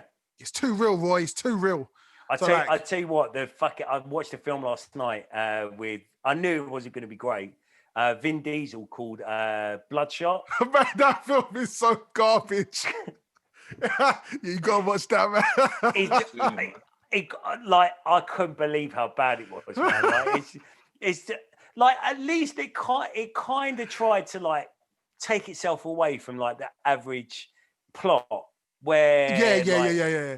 It wasn't like the average plot, but like it's so bad, man. Even like when they go to the final fight scene, it looks like a computer game. Yeah. Like they fully run out of budget at that point. Like the bit where like Vin Diesel turns around and he's like that and he's falling down the lift shaft. Yeah. He just looks like a character from The Sims. It's fucking terrible. Vin Diesel there. Have you seen, you remember that film Boiler Room? Did you see that? That's a great film. Now, Vin Diesel was really good in that. Like acting, his acting was good. But then like he's not a shit actor. He's not a shit actor. No, he's not. But I'm just saying, like, he keeps getting the same kind of role all the time because like, he's got a really deep voice, and because he's got a really deep voice, you think he's a really hard guy, but you put him next to The Rock, and he's just like, you're just a fat bloke, mate. Just chill out. You look like me, mate. Just calm it down, like. He's a poor man's Rock, isn't he? Yeah, sure. Man. It's like, come on, bro. Come and sit down, man. I'll tell you what, though, yeah? I'm going to listen. I'm a guy, I got a hot take for you. Did you hear about his single that he put out recently? No. He put out a single, yeah? Shit's fire, man. I don't give a fuck. It's like some dance type. Singing or rapping or what? He's singing. Do you know what it's called? I don't know, but if you go with Vin Diesel on Spotify, I'm pretty sure it's the only song. Yeah. It would be, wouldn't it? I liked it, man. I'm not gonna lie. I played it at least 5 or 6 times. Like it might not be a sick track, but I like it. I think it's got a good We won't voice. get away with playing it on here, will we? Probably not on YouTube, but we can play it. Depends how long you play it and if you talk over it. Yeah, you've got 2 tunes. We can play it on Apple Music. Hold on. All right. Yeah, it's cold, like kind of man. Moonbaton tropical vibes. Yeah, the beat doesn't sound too bad.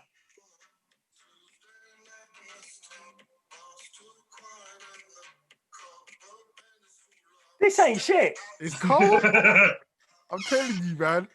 Yeah. Listen, he needs to forget the acting for a little bit and just do on the. I mean, get some more tracks out there. It's Putting like, out. once you made bare money acting, then like tell can your have fun. agent, get me some different kind of roles now. And if they don't come, then that's when you want to start your own production company and just do your own thing, innit? Terry's going away with it, man. He had the beat drop. This is his latest one. He's got a new one. This oh, one, shit, I didn't yeah, even, it's a new one. This one's new called one. Days Are Gone. I It's didn't a even little know bit it more up dropped. tempo. Oh, He went for the chill vibes for the first one. This one's like a little bit more big room. Shit, I didn't even know the new Vin dropped, man. I need to go check that out. Right. I need to go check out the new Vin. I watched Stranger Things 3 when I was ill, Yeah. and I watched all of Cobra Kai.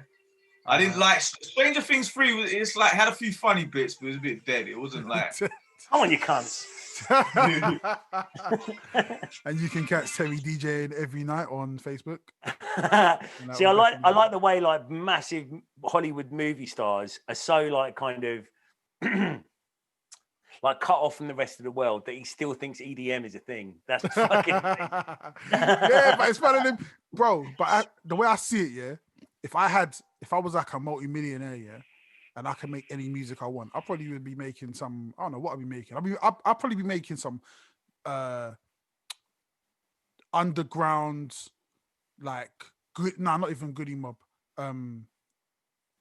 Just underground New York. Yeah.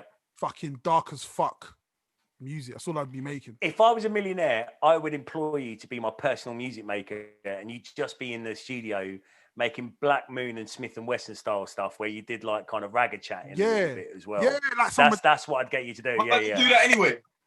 Because I got to eat, man. I got kids, innit? I watch analytics. I see what people. This is the funniest part about being a rapper, yeah, or being an artist. People will come at you and be like, "Yeah, bruv, nah, man made Monster, man. That was the fucking track. That was the one I loved. That's the best track." And I'll look at the analytics and be like, I don't believe you, because that's not the one that's popping. Like, I can see that Paris is popping way more than the other shit. Someone's lying here. Like, yeah. Oh, okay. You got to do. So that's the disparity, though, isn't it? Like, do you enjoy making the Paris tune, or do you? I fucking love that shit. I love if you like it, that's fine. If you were only making that just to try and make money, then you probably start getting pissed off with it. Nah, but I'm not like a genre. I don't care. Like, someone sent me a dance track the other day. Like, oh, can you do some lyrics? I was like, yeah, sick. Because it's just different. To me, music is like, it's like clothes, innit? I don't even just because you see me only wearing a hoodie, but really and truly, I want to wear different things, man. I want to put on a suit sometimes. I want to do my hair differently. I want to wear different trainers. You know what I mean? I got a little collection of Air Max 90s now. I got a little collection. I got 2 pairs now. You got another one, have you? You got another pair? Pairs, bro. Like, when did you get the other ones? The other day, man. Yeah. Let me see. I got Let me see. I can't even. Wait, hold up. Let me try and. Let me see. Wait. Wait. I got these ones. You got. Oh, are they shit. the vinyl ones? Are they the vinyl ones? Are they the ones with like the little vinyl on the tongue? No, like the record label on the tongue. Nah. Oh, they're nice though. They look like the vinyl ones. You can't really see properly because we're using a laptop camera. I have to switch things up, but yeah, like, you know what I mean. Sick. Yeah, man. The infrared ticks. Yeah, nice. Man. To go with man. We got some new This Is My Hustle hoodies coming to, you know what I mean, to put the neon orange colorway. Yeah, man. So did you see the Air Max 2090s that they released a picture of? I didn't hate them as much as everyone else hated them. Everyone else was like, oh, they're fucking ruining, they're disgusting. I was just like, they're not really my thing. And obviously they're trying to copy the Adidas with the shape and stuff. But I was just like, the world moves on, man. The world moves on. Like I thought the top part of them was fine, but it was just that back bit with the big back looked horrible. But okay, the back looked horrible. They're all right. They're nice. Look at the back of an Air Max 90, yeah? It's like, it's just normal. It's nothing amazing. Yeah. It's just the back of the new ones just look a bit too much. There's a lot of them. They got them ridges, and it's like fat going down. It's a bit weird, isn't it? It's what I think they need to bring. They're literally on sale everywhere. Which ones? They're the 2090s. I think they're all right. I won't wear them, but like I think they're all right. They look like a pair of Air Max. They do. Well, I think bring back the Air Max BW, man, Ultras, man. That's what I. Yeah, you like the big windows, didn't you? Yeah, I like them ones. Yeah, but they is that what they were called? Big? Is that what it stands for? BW. Well, big. They're actually BBW? Air Max 90. Yeah, the BW stands for big window. Oh, yeah, because they got the big air bubble in them. They were the first ones with the big air bubble, but that's not the BW. Isn't their official name? It's like the TNs. Oh, so I thought you were saying BBW. I thought you took my Pornhub history. No, say carry on. What's that clown midget orgy? Yeah. I was gonna make a joke, but I remembered we're on a podcast, and it would only be funny to us, no one else, and get me in trouble. I got shit samples today. But here comes the Dan of all Dan, make you look like Dandelion. Ninja Man's the greatest, man. We were saying that before we started recording, how Ninja Man is, or maybe we were recording. I don't remember. Yeah, Ninja Man's up there. I think we were recording. Yeah, we were actually. Yeah, we were. That's what time it is right now. It's that first week of the year where I don't know what the fuck is going on, man. Well, AC hasn't got COVID anymore, and That's true. That's good. And Trump got banned from every single fucking. You know, he's been banned from. Not to bring it back again, but he's been banned from them all today as well. Yeah, it's mad. He got banned. He got banned from Pinterest. How you get banned from Pinterest, man? He got banned from Spotify. Like, listen, what's got to be on your playlist for like? Nah, he was gonna drop the mixtape. He was gonna drop the mixtape. Huh? Yeah. What does he do on Spotify? He was gonna drop the mixtape. Now he's gonna drop it on that piff. He's gonna Trump was gonna come with a fire. Have you heard Tom Hardy's mixtape? It's cold. I got it actually on my old hard drive. Yeah. Tom Hardy. I've never heard it. I just saw that. He's got a bit of an American accent, but the beats were sick and he can rhyme. Who's? Tom Hardy. The actor. Yeah, you said about that. You know who else? Have a listen. Rapper turned actor who is cold. His acting game is just next level. Screen, man. The one that Drastic. Why'd you go?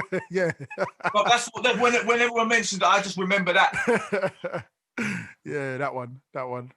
It's actually funny today because he smashed it. What film was he the baddie in? Deadpool and that, innit? Yeah, oh, that guy. Yeah. Killed I watched Maleficent 2 earlier today. He was in that, smashed it. Yeah. What other film I was watching the other day? He just like any film he's in, he just kills it. Like really, really, really good actor. Like, and that's another thing as well. You know, we have this argument, yeah, who's the best actor, De Niro or Al Pacino, yeah? It's Al Pacino by far. And you know why? Because Al Pacino actually acts. He actually acts and changes the character, does different things. Where De Niro hasn't really done that. De Niro. Yeah, he's just De Niro's just De Niro. De Niro mannerisms. Really, like, he's not really a character actor at all. Like, because you can look at character actors like Christian Bale. Like Christian Bale he's still kind of Christian Bale in every single part that he plays, but or Guy Pearce, right? Guy Pearce, I think, is a fucking amazing character actor. But De Niro is just De Niro. No matter what he does or what he's doing, he's always De Niro. And I think he's done things with like looking different, changing his look. So you look at Raging Bull, Taxi Driver, when he was Al Capone or whatever, he's changed his appearance and certain mannerisms, but it's never enough to really go, wait a minute, that's a totally different kind of character. If you look at Al Pacino in, I watched all the Godfathers the other day. So you look at Al Pacino in The Godfather, and then you look at Al Pacino in Dog Day Afternoon. You're like, no, they're not. You can't ever say they're the same person. Everything about them is different. Well, isn't it? In what? In Scarface. Yeah, even Scarface, like you're playing a gangster, but the energy is all different. Like that, even the way he moves in Scarface is different than how he moved in The Godfather. Like in The Godfather, he's like he's that reserved gangster. In Scarface, I rate Denzel. I rate Denzel Washington as one of the best actors who's ever done it. but I don't know if he is actually a character actor either. I get what you're saying. Like Training Day is a completely different role to say. Pick any other like kind of Fence. Yeah. Yeah, or the Mancunian Project, Mancunian Candidate, or something like that. Two completely different characters, but still at the same time, there's that Denzel-ness to him that will never, not be Denzel Washington. Roman J. What's it called? Have you seen him in the film where he's Cockney? Have you seen in the film where he's plays Cockney? What's it called? What's it called? Queen and Country or something. For Queen and Country or something like that. Have you seen that? No. I've seen bits of it. Falkland Islands veteran. And he comes back, and then the government fucks him over, innit? But why would you choose? He talks like this, Governor. Come on, mate. I don't know. Up the apples and pears, mate. I thought he did all right. It's not a long time ago, but I thought he did all right. I think if you watched it, you wouldn't be like, this guy's. If you were as an American as well, you wouldn't be like, this guy's not English. He does get away with it. But there is. Denzel Washington has got this coolness about him that you can't get rid of. It's just like, it's just him. So it's Denzel Washington. It's Denzel, man. Yeah, he's Denzel. And that coolness brings so much to every role that he plays. But at the same time, like I want to rate him as an amazing character. Like I rate him as one of the best actors of all time. But you just can't peel off the Denzel-ness about him. But Will Smith can do it though, because Will Smith can be cool. Yeah. Will Smith has that coolness about him, but then in certain films like After Earth and the first one he did when he was when he played the gay guy, when you're like, Degrees of Separation, he smashed. Yeah, you got the coolness out of you, and you did something else, and it's just like, man, I love that. And I was thinking the other day, I was like, I watched Bad Boys 1, 2, and 3 all in a row, and I was just like, Will can act, man. Like he can. Will really definitely, he's a brilliant actor. Crazy. Like, he is the rapper turned actor. Like there's a few of them that have kind of done it, but like Will Smith is operating at an entirely different level. But he's a way better actor than he is a rapper though. Yeah, but he had all of that experience doing the Fresh Prince TV series before he then started doing movies. And but I class that as his acting bit though as well. So I'm like, and he never had any acting lessons. He came straight into that. Like, that episode where his dad leaves. I mean, crazy. if you want to see an actor, that is acting. But the thing is, people always say that about Will Smith, that he's like, he was a good rapper. He's a lot better actor than he is rapper. But at the same time, you can't deny the impact the Fresh Prince and Jazzy Jeff and the Fresh Prince had in hip hop. Like they were the biggest fucking thing. It's not like he was an all right rapper and then he transitioned. He was a fucking megastar. Like people forget that about Fresh Prince and Jazzy Jeff, Kid and Play, like people like that. They were fucking massive. Like they were the biggest thing. Like Houdini, like what's his name from Houdini died last week as well, didn't he? But like they were humongous. And like from him to go from that's how he got the Fresh Prince of Bel-Air, and then for him to go to that and then become like the highest paid, most popular person in Hollywood for however long he was. He probably still is now. Fucking ridiculous. The thing is, what you have to remember is the Fresh Prince fans, the real Fresh Prince fans, are my age, and people that are my age don't really know anything about like even Big Daddy Kane and Rakim. They were good, but they weren't in our minds. They're not like they were massive. Because our generation, the biggest hip hop rap pop stars that we saw were like MC Hammer, Criss Cross, fucking Kids and Play, but only because of the movies. Like that's why they became massive. Especially, and when I say my age, I mean my age from the UK. I don't mean Americans. Obviously, they have a different cultural reference and vantage point. But without thinking about it, who's better, Rakim or Big Kane? Rakim. Interesting theory. I don't know. But then wait. Okay, but you know what though? That's what I'm saying now though. But at the time, to me, I listened to way more Big Daddy Kane than Rakim. I listened to way. See, Rakim changed it. I'm not going to stay on this too long because this is proper old man. I love this shit. But Rakim changed everything, right? He visually changed everything. Like he came in the game and changed everything. everything. Because if you think about like his contemporaries at the time, like EPMD, like there was actual beef between EPMD and Rakim and stuff like that because of the slow flow thing or whatever. If you listen to what Parrish Smith was doing, who was arguably like the kind of lyricist of the group, what Rakim were doing, they're in two different universes. But at the same time, Big Daddy Kane was doing it as well. And I actually, in the last few years, upon listening to them both, I actually rate Big Daddy Kane a little bit more. As a lyricist and in as how a lyricist, he was, as a the stylist, multi-syllabic like, stuff. Yeah. Multi-syllabic stuff. But he was just doing it faster. Yeah. Like he was doing it like a lot faster. He had more variations in the flow. He had more variations in the flow, but he wasn't using like the same like kind of dictionary as Rakim was. Rakim's like kind of word, like his actual word game and his vocabulary was absolutely insane. But when it comes to like the actual flow and stuff like that, I prefer Big Daddy Kane a little bit. Yeah, I got to change my answer because there's way more Big Daddy Kane songs that I like than Rakim songs. Yeah. So there's only about maybe 5 Rakim songs that I'm like, I like, but there's way more Big Daddy Kane songs because how I came up around my cousins had Big Daddy Kane albums. They didn't really have Rakim albums like that. I didn't get into Rakim until I'm talking probably like the late 90s.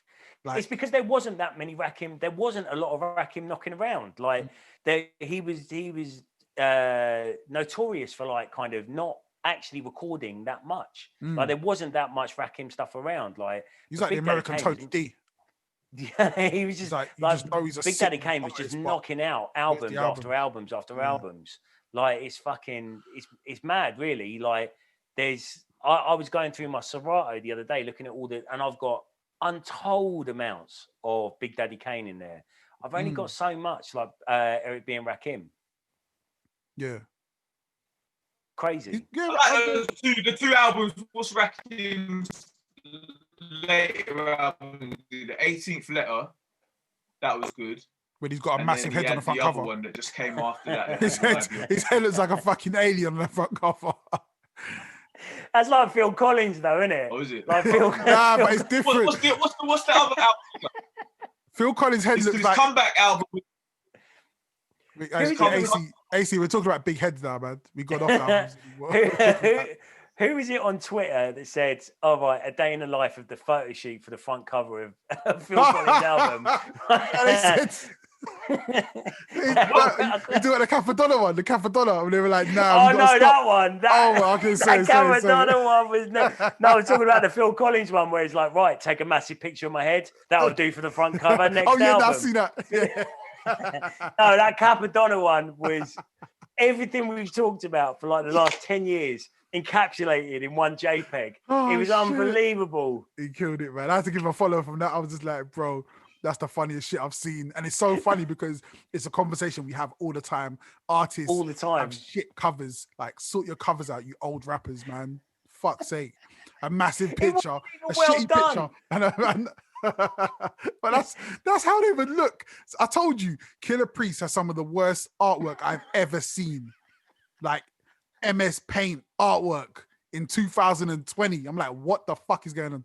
You know the Killer Priest album? You know the Killer Priest album, the Heavy Mental album? Yeah, love that. Yeah. So I got it's got the Sanskrit writing on there. Yeah. I asked someone to translate that for me. Okay. They translated it and it meant this is a plastic case.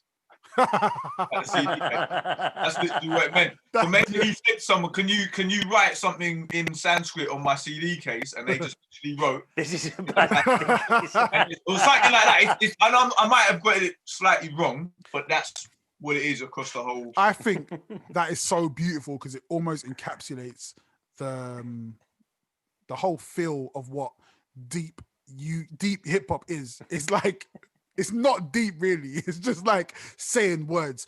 I infect your cerebellum. It's like, no, you don't do you? You're just saying words like, what the fuck are you talking about? And that's why, do you know what? I love that fucking Rest in Peace Prodigy. I love that skit or that fucking spaceship. Don't make no fucking sense. Must not punch niggas in the face just for living. Like, it's just like, yeah, you're right. Why are people chatting so much shit that's not deep? Keith Murray, not not to bring up my personal beef with Keith Murray. Mr. Logical niggas, comical, astronomical, coming through like the flu bombing you. He got a beef with Prodigy over that, innit?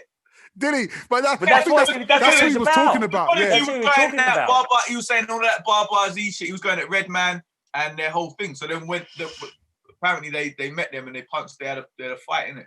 Yeah, you don't want to fight him Mob Deep in them lot. I remember who was it the other day? Saigon was like when Saigon had beef with Mob Deep, and he was like, "Come on, man." On the Drink Champs podcast. No, it was on. I think it was on $1 Million a Game. Oh no, it wasn't. Right. Nah, it was on someone else's.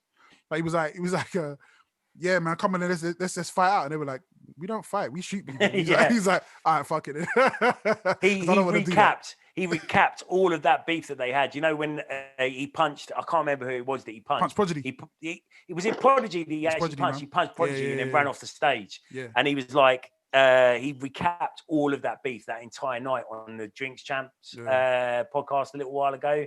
Fucking hip hop history, man. It's amazing. Saigon is the kind of person I can see why people would not like him, and I can see why the kind of person he is. He's a bit of he's not a bully, but he's definitely someone who's gonna push things a bit too far. Yeah. And if you're the kind of person who's a violent person, you're gonna want to hurt him. He just has that aura about him. Like he was talking about the time that he met Sticky Fingers from Onyx on I can't remember exactly. He said something about Onyx in some magazine. He was saying that the Sticky Fingers came up to him and was like basically wanting to fight him. And Saigon said, I was like, yeah, cool, let's go outside and let's have a fight. And then Sticky Fingers apparently like kind of completely backed down to him. But like that's the thing with Onyx as well. I've never actually rated them as like hard men at all, like within the kind of hip hop spectrum, because basically they're just always talking about being hard. Yeah. They're always talking about getting in fights, being hard and stuff like that. But Sticky Fingers cussed not Sticky Fingers, Fredro Star cussed Voice to 5'9". Yeah, he cussed Voice. He called him a nerd rapper. And Voice was just like, listen, bro. Yeah. Because he couldn't understand the title of his album. So he's like, he's a nerd rapper. And he's like, how are you 50 years old and not understanding words? The allegories are that's such a good album, man. Yeah, brilliant album. Yeah. Fredro needs to not. Didn't Big DS from Onyx go to jail for like some mad murder crime or something? I think he died, didn't he? I don't know. Yeah, no, he died. But this is the funny thing, yeah. We're not the violence podcast. We don't talk about violence anymore. So this is just an observation of how I feel. This will take us into the subject we're going to go into next. But this is how I feel about just life in general. The idea of being a hard person or a tough guy, it just doesn't exist anymore, and maybe it never did, because everyone can hurt everybody. So it's like the playing field is actually just normal. It's just flat, but it's just a case of like who's gonna push it further, who's the one who has the least to lose or the most to lose is what's gonna determine that. Me and Terry we were just minding our own business on in these IG streets, and something was said. I started it because it was my post. It was my post. And I was in an aggressive mood. I said some aggressive stuff. I've forgotten about him actually. And Terry said something. So I'm gonna break down the argument, but I'm not gonna tell you what the argument was. I'm gonna say how the argument went. So Terry said, "Yo, I like Air Maxes," and then this guy said, "How can you hate water? What is wrong with you? Why do you hate water?" And then Terry was like, "What the fuck are you talking about?" And then this guy started going back and forth, and we started talking. And then he said something that I thought was really disrespectful to me. And so I spoke about it. And then we actually had a conversation afterwards, an inbox conversation where we squashed it. We follow each other now on Instagram, and it's all love. But it raises the question, or it raises the discussion about why do people feel they can speak to people a certain way online, like this keyboard warrior, like culture. It's gone too far, man, and I just can't deal with it anymore. I just started blocking. They don't think they're gonna meet you in real life. Is it lockdown? I think it's two things. I think lockdown has got everyone thinking they have to go out again. Yeah, but it's been going on for years, man. Like I remember one rapper, he told me that this guy was dissing him online, saying he was wetting, blah blah blah blah blah, going absolutely in on him. Then when he met him in a club, and the guy was just shook because this rapper who I know is hench, and that guy not, and he realized, oh shit, if it goes down, I'm gonna get fucked up. So then he was being nice to him and everything. So I hate that shit. You know, I hate like, that shit. It goes on a lot. It's that, and that was years ago, innit? That was like a long time ago. So this shit happens a lot. It's never stopped happening. This is a funny thing though, because the comment I made was, you lot basically was talking about the vaccine, and I was like, guys, no one's microchipping you through the vaccine. You're not important enough. You're bunch of idiots. And then some girl, this female rapper, who the other day was in my inbox going, oh my God, how do you have so many followers? I need to get my followers up. Then comes on and goes, why don't you have a little think about, and I didn't read any after that. So I just saw she said, why don't you have a little think? And I just blocked her. Cause I just like, why are you talking to me in that tone? Like, don't talk to me like that. Condescending tone, innit? Yeah, don't ever because you know what? If I see you in real life, obviously I'm not gonna react to a woman, but we're never gonna have a conversation like that. You're never gonna say that to my face. And not only that, I've never disrespected you. I've always treated you respectfully. Like, for every time I've ever seen you out, bare times I've seen her around, I've always been cool with her. So for you to then decide, oh, raw, yeah, today's the day I'm gonna speak to Genesis like this.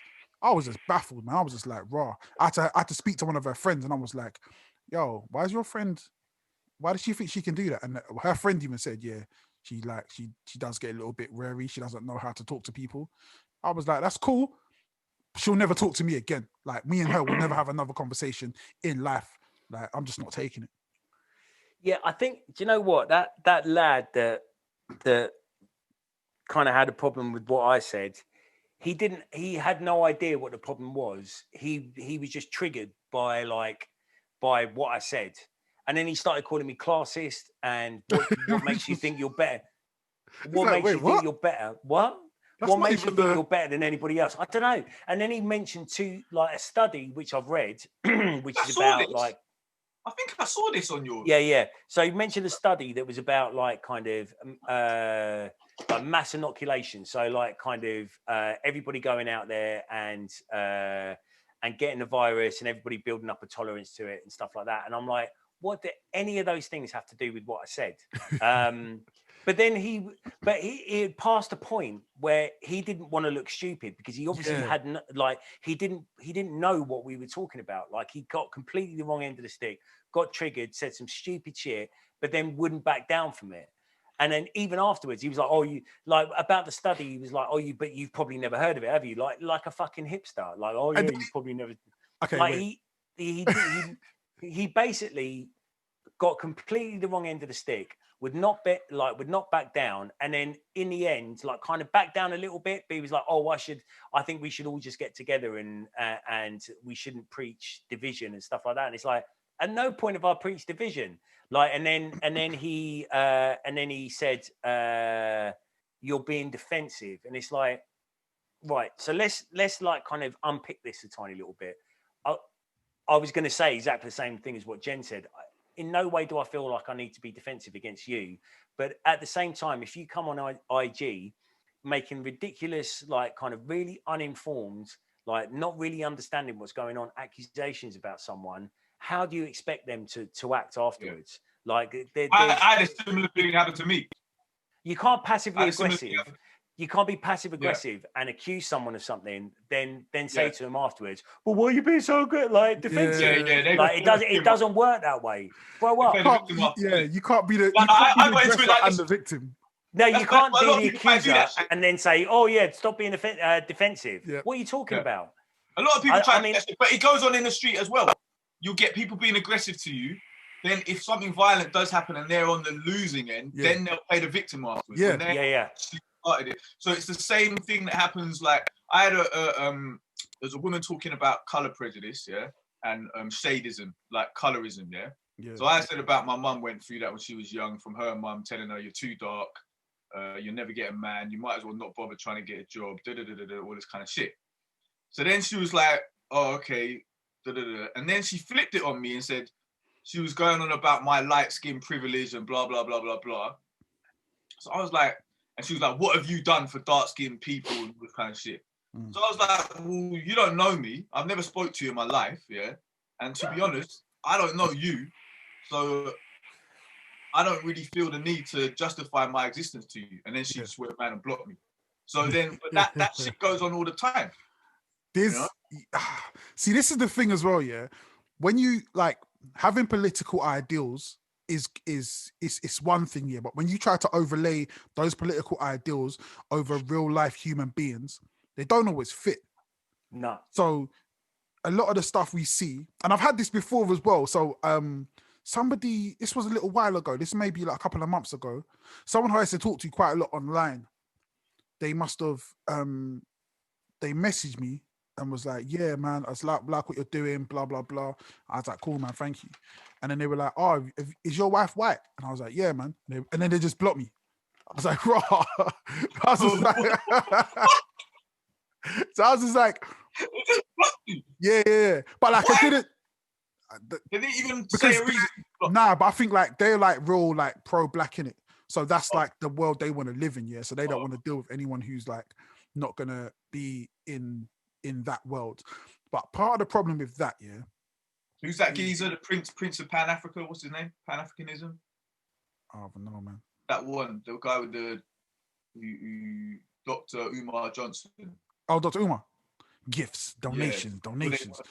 Yeah, I think it's that kind of thing. But like, so to me, I'm like, okay, if that's where you're going, that's cool. It was like Malcolm X said, you know, whites can help us, but they can't join us. Okay, cool. I get that way of thinking in that time or whatever. But I feel like what you're missing out on is that there are people who are allies to your cause.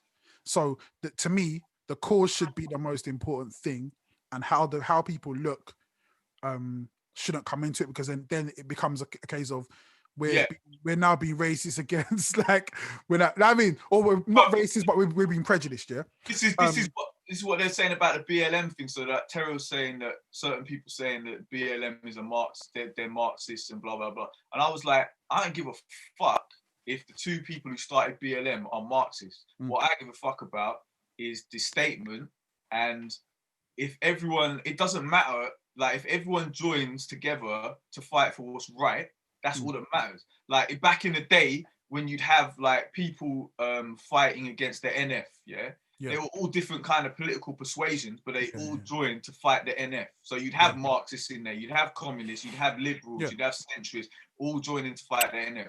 That's all that matters. So what they're saying, like what they're just creating more barriers. Yeah, and so to me, you remember what's this girl's name? Is it Enna? I can't remember her name, man, but she had a song called Pen Black Girls, yeah? And the song is cold, yeah? And there was a singer in it, a dark-skinned singer who sung the hook. They did a remix of the song, took her off and put Georgia Smith on the song. Then everyone was coming at Georgia like, how could you got a song called Pen Black Girls, and it was a big issue. It was a big issue. Who's Georgia Smith? Georgia Smith. AC. She's massive. Don't worry about it. People listening know who she is. I'm not doing this. So she's like, obviously they've been on Colours, got millions of views. The song's going crazy. Everyone's coming at him like, you took a dark skinned girl off and put a light skinned girl on. And the optics of that aren't the greatest, yeah.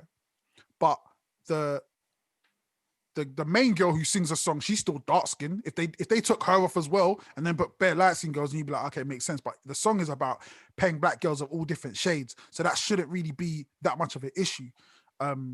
Maybe they could have kept the other girl on, but again, the point I'm making is that we start getting political ideals onto real life situations that don't always fit, don't always work, and then we get mad at that situation. Like, yo, how are you pro-black and you got a white girl? Like, how are you pro-black and your fucking best friend's Terry, white as fuck?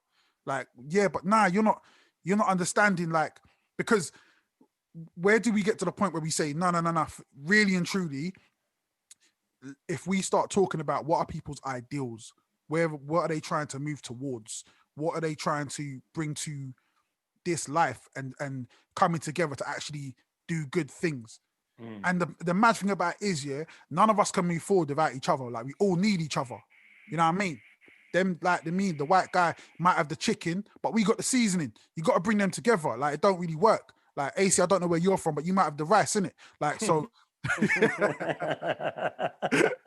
No, like, so that's what I'm saying. Like, you need all these things. And AC's got the macaroni. I don't know what your people eat, AC, but whatever they eat, we'll have some of it.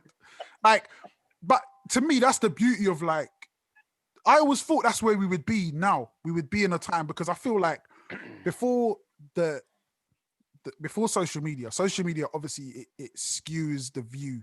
It makes things look very different than they are. But when we were coming up, especially in music, yeah, there was never a time where I walked into a room, say we went to WKD or Underworld or wherever, and there's all different races. There was never a time where I thought to myself, oh, there's some black guys, there's some white guys, there's some Asian guys. It never entered my head to be like, it was just, yo, hip hop man, we're in the building, boom, boom, boom. There was never a problem. It only became a problem now when you see guys who were in those rooms posting stuff, like who are rappers posting like racist shit, and you're like, wait, what the fuck? So you were in that room that whole time? Like, what the fuck is going on? And then you start moving differently, and then you get to a place where you're saying, all right, from now on, I don't know how these white guys are thinking. So what I'm going to do, I'm just not going to move with them at all. Like, I don't want to put you on my track, because I don't know if next month or whatever you're going to come up with some bad mind stuff. You know what I mean? I don't know how you're thinking. It's got to the point now where before I even follow somebody who's not, who's a white person, I'm going for their post. Like, wait, let me see. What were they posting in July? Like, let me see what you were talking about in July. Like, were you Black Lives Mattering? Like, really, were you there? Were you down for the cause? Because if you weren't, me and you don't need to jam. Like, we don't need to chill like that. And it's a sad state of affairs. But like me, like with me, yeah, it's like I'll just accept anyone who adds me. I'll just accept it. Then if I see them posting some dumb shit, then I just delete. Like, but if I don't see them post any dumb shit, then I don't know what's going on in their brain. But I'm just like, whatever. But you know, in drum and bass, a lot of that shit has gone on where people have come out being EDL supporters, and then they come out like being mad, like anti-BLM, all that kind of shit. And mate, that's why, like, drum and bass, DJ Assassin set up the movement where it's like trying to clear out a lot of the racism from drum and bass and jungle and stuff like it's that. Happening, like, with all the BLM stuff that happened, like, kind of mid last year. A lot of shit rotated around the drum and bass scene as well, like the whole hospital thing, and that all came out at that time. And Chris, I can't remember what his name was, but In Perspective. What's his name? It's not Introspective, is it? In Perspective. Okay, yeah, cool. He came out and he was like kind of revealing stuff about hospital and whatever, and whatever. I think it was just like a clearing ground, a lot like that, like kind of mid last year when a lot of this stuff was happening. But yeah, I've got personal experience of some people in the drum and bass scene, because it's so removed from the roots of drum and bass that, yeah, there are fucking EDL, like, kind of, it's same as hip hop. Like, yeah, there's been that hardcore fascist UK hip hopper guy. I can't remember what his name is now, but Terror's, I can't remember. I think Nova's had some run-ins with it. I can't remember the geezer's name, innit? Yeah. But it's that so removed. Thing. That's so, to me, how that's can that nuts. be a thing? It's fucking mental, isn't it? How can that even exist? How can there be racist white, not even hip hop heads, but like rappers? How is, like, when I was a kid, if you saw a white man, like a white lad or white woman or whatever in a jam, there was no way that they were racist. It's not like it wouldn't happen. It's because of all of this shit that is, you know, when we're talking about Trump and all of this stuff going around on social media and getting in people's heads, that has been accelerated by social media. So you might have had someone who was a rapper who may be white or whatever, and he's just like getting into the music, he likes it, he's not really thinking about those things, but then he starts getting sent all of this he starts going down that rabbit hole of going into the alt-right and all that because of And what you know what? It starts in. with the anti-establishment stuff. Like it starts with like, and this is how so many people have been caught up in this QAnon and whatever. Everybody's anti-establishment. We're all anti-establishment. Like anybody that's worth knowing is probably anti-establishment. But then that takes a hold in that like kind of alt-right QAnon kind of scene as well, and then pulls you down into this rabbit hole of and it's like how they get you. You know, when we were saying before about they use common sense. The first things they put out is all common sense stuff, so that everyone will agree with it. Then they get people subbing to them. They're coming with the common sense. They start dripping more and more far right shit until by the end of it, they're saying about fucking white genocide and all this shit, and then you're like, what the fuck? Like, you know, then. But a lot of people, it's like the frog in the boiling water. They don't know the water's boiling until they're dead. So then they don't know when to jump off this train, innit? And they just go. I don't know. As soon as someone started talking about white genocide to me, I think I'd be out of there. But you know what baffles me? This is the most baffling thing here. So I've had to block people that I've been cool with for a long time. And I'm always like, I'll say something and they'll be offended, but I'm like, but you've known me for a long time. You know how I am. Like I've been the same way forever. Why are you surprised? I remember there was one girl who was like, I think this might have been after George Floyd, and I must have said like, nah, I don't think it was even, it's about a police situation. I was like, man, fuck the police. And she was like, oh, how can you say that? I'm like, quite what? easily, fuck the police. I'm like, I say that all the fucking time. Like, what are you talking about? If you know me, you know how I feel about police. Police know how I feel about police. There are police that follow me on social media that know how I feel about police. And they'll every now and then when I say fuck the police, they'll be like, nah, but boom, boom, boom. And we'll have a back and forth. But they're not surprised, like, oh my God, how could you say that? How can I say that? Because I've lived a certain lifestyle and I've been in certain places and I've seen how you lot act. You lot aren't any better than anybody else. You're just normal human beings. You're scumbags like all of us, but some of you have badges and think you're better than people. That's not the case. This girl got offended. I just blocked her. I was like, I ain't having a conversation with you, man. Blocked. Yeah. There's loads of people like that I'll say something and they'll be like, oh, how could you say that? And I'll be like, what do you mean? How can I say that? I've been saying this as long as I've had a voice. I've been on social media since 2009. Yeah. I've been saying these things almost every day. There was a time, when nobody was really on this battling for racial equality like me on Facebook. When Facebook was Facebook, I was there. Like I had people telling me, oh, what are you talking about? There's no racism in the UK. How can you be saying that? In 2009, they were saying this to me. Look where we are now. I pulled up a status that I made in 2010 on Facebook, and it got it got one like, and then loads of people like kind of slagging me off saying that Britain isn't racist. But I was saying back then, Britain needs to do something about its racism problem. And I think it was like kind of based around, I can't remember what it was. There was maybe a police shooting, a police killing, police beating someone up. This was around when Smiley Culture died. When did Smiley Culture die? Yeah. I think it was a Smiley Culture thing. Yeah. And I brought it up the other day, and it's like there was bare people on there saying Britain isn't racist. Look at other places. Look at everywhere else in the world where there's racism. Blah blah blah. Britain isn't racist, and da da da da da. And we're still having this fucking conversation today. Still, it's but anyway. Yeah, carry on. Yeah, we're gonna keep having it, man. We're gonna keep having it because people, they don't want to admit, they don't want to humble themselves, and until you humble yourself, you're gonna keep revealing yourself. Yeah. And as long as you keep revealing yourself, it's good because we keep seeing it. Like, why don't they just say, okay, it's improved a lot, but it still needs improvement? Because again, it's the ego thing. It's that ego when you can't see what you've done wrong. And that's a big part of it as well. Like, and that comes back to that lad on Instagram the other day. Like, he just couldn't understand what he said had nothing to do with what we were talking about. Like, in the very simplest terms, what he said had literally nothing to do with what he got offended at had nothing to do with what we were talking about. He started saying, "Oh yeah, believe the mass media," and this is like the kind of thing. Oh yeah, you just carry on believing the mass media and stuff like that. And it's like, what? I don't. Like, what's the mass media got to do with chipping? Yeah, have you heard of the Dunning-Kruger effect? It's like, you lot are just parroting stuff you just heard this year. I never heard none of you mention Dunning-Kruger effect before 2020. I never heard any of you mention critical thinking before. I never heard you mention Marxism. I never heard you mention any of that. Like, you just have found out about these concepts. Found out about it. And it's like your first album. You're just bringing absolutely everything into one pot and going, right, here's what I know. And this is how I'm going to argue on Instagram. And it's like, there's nothing to argue about, bruv. What are you talking about? Like one geezer was saying to me, that I'm too political and stuff like that. And I was like, well, from when you're born, you're in politics. Like, I've always been interested in politics from like the first general election I can remember when Margaret Thatcher was then, you know what I mean? And the all that shit.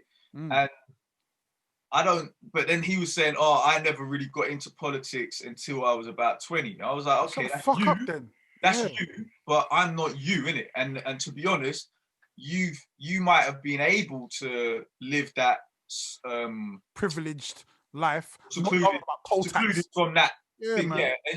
But people like us, we had to worry about people trying to kill us on the street because we looked different and blah blah blah. So we've had to be political from when we're little. Like, I can remember the first racial abuse I got was at the age of 3, and I can still remember it. So from then, it's been politics, and you can't get away from that. So to those people like that saying, you'll lose bookings as being political and everything, I'm like, I don't give a fuck anymore, lad. Like, because there's certain artists who don't want to say anything political because they're afraid of losing bookings. So you've just basically become a slave to bookings. Yeah. But that's why I think it's good to have money coming from somewhere else, because then no one can, like, if I don't get any bookings or if I don't get any shows, I don't care because I've still got my money coming in anyway, and I don't have to care about that. So I'm free of that as long as I got money. And at the same, like, even that the other woman who said I'm what have I done for dark skinned people and blah blah blah. She don't even know me or anything to say anything. But I could have just responded to her, well, I haven't applied for any jobs for the past fucking 20 years or something. So all of those jobs that I could have been taken up, they're getting taken up by other people. So who knows who's got those jobs? Do you know what I'm saying? So I've removed myself from the job market so that someone who does, like, would place me above a dark-skinned person, they haven't got to do that now because I'm not there. So you can't say shit. But I just was like, I don't know you. Why do I feel the need to justify myself? That's the thing, man. And that's why I say, man, these concepts, these idealistic concepts, they work well in theory sometimes. But again, once you put them in real life situations, they just don't work because we're humans, man. Like, we're all different. Like, if I say, all right, listen, I got a job going. Let's say I need to employ somebody in my company, and I'm looking to employ a black person because I want to, you know what I mean? And I employ a black person and they just can't do the job. And then there's a white person. I'm like, nah, I'm looking for a black person, so I'm just going to not let you do it. Like, how does that, like, to me, that's not progression, man. That's not progression. Like, we're here to do a job. And ideally, if there's a black and a white person and they have the exact same qualities, then, you know what I mean? Even to me, in my mind, choosing one because of their color, to me is like, just seems super backwards. Like, it just wasn't the way I was raised. It's not a world I want to live in. I don't want to live in a world where it's like that. I understand that there is racism in the world, and I understand that one of the things that, who was it? I think it was Dave Chappelle. He was like, when you see a white guy, a black guy, just be nice to them for no reason, because there were times where people were bad to them for no reason. And to be honest, that's something I've done for a long time. Like, when I'm out, especially because I'm around areas where there aren't that many black people. I see a black person, I'm like, yo, what you saying, brother? You good? Yeah. Like, I mean, how you doing, sister? You blessed?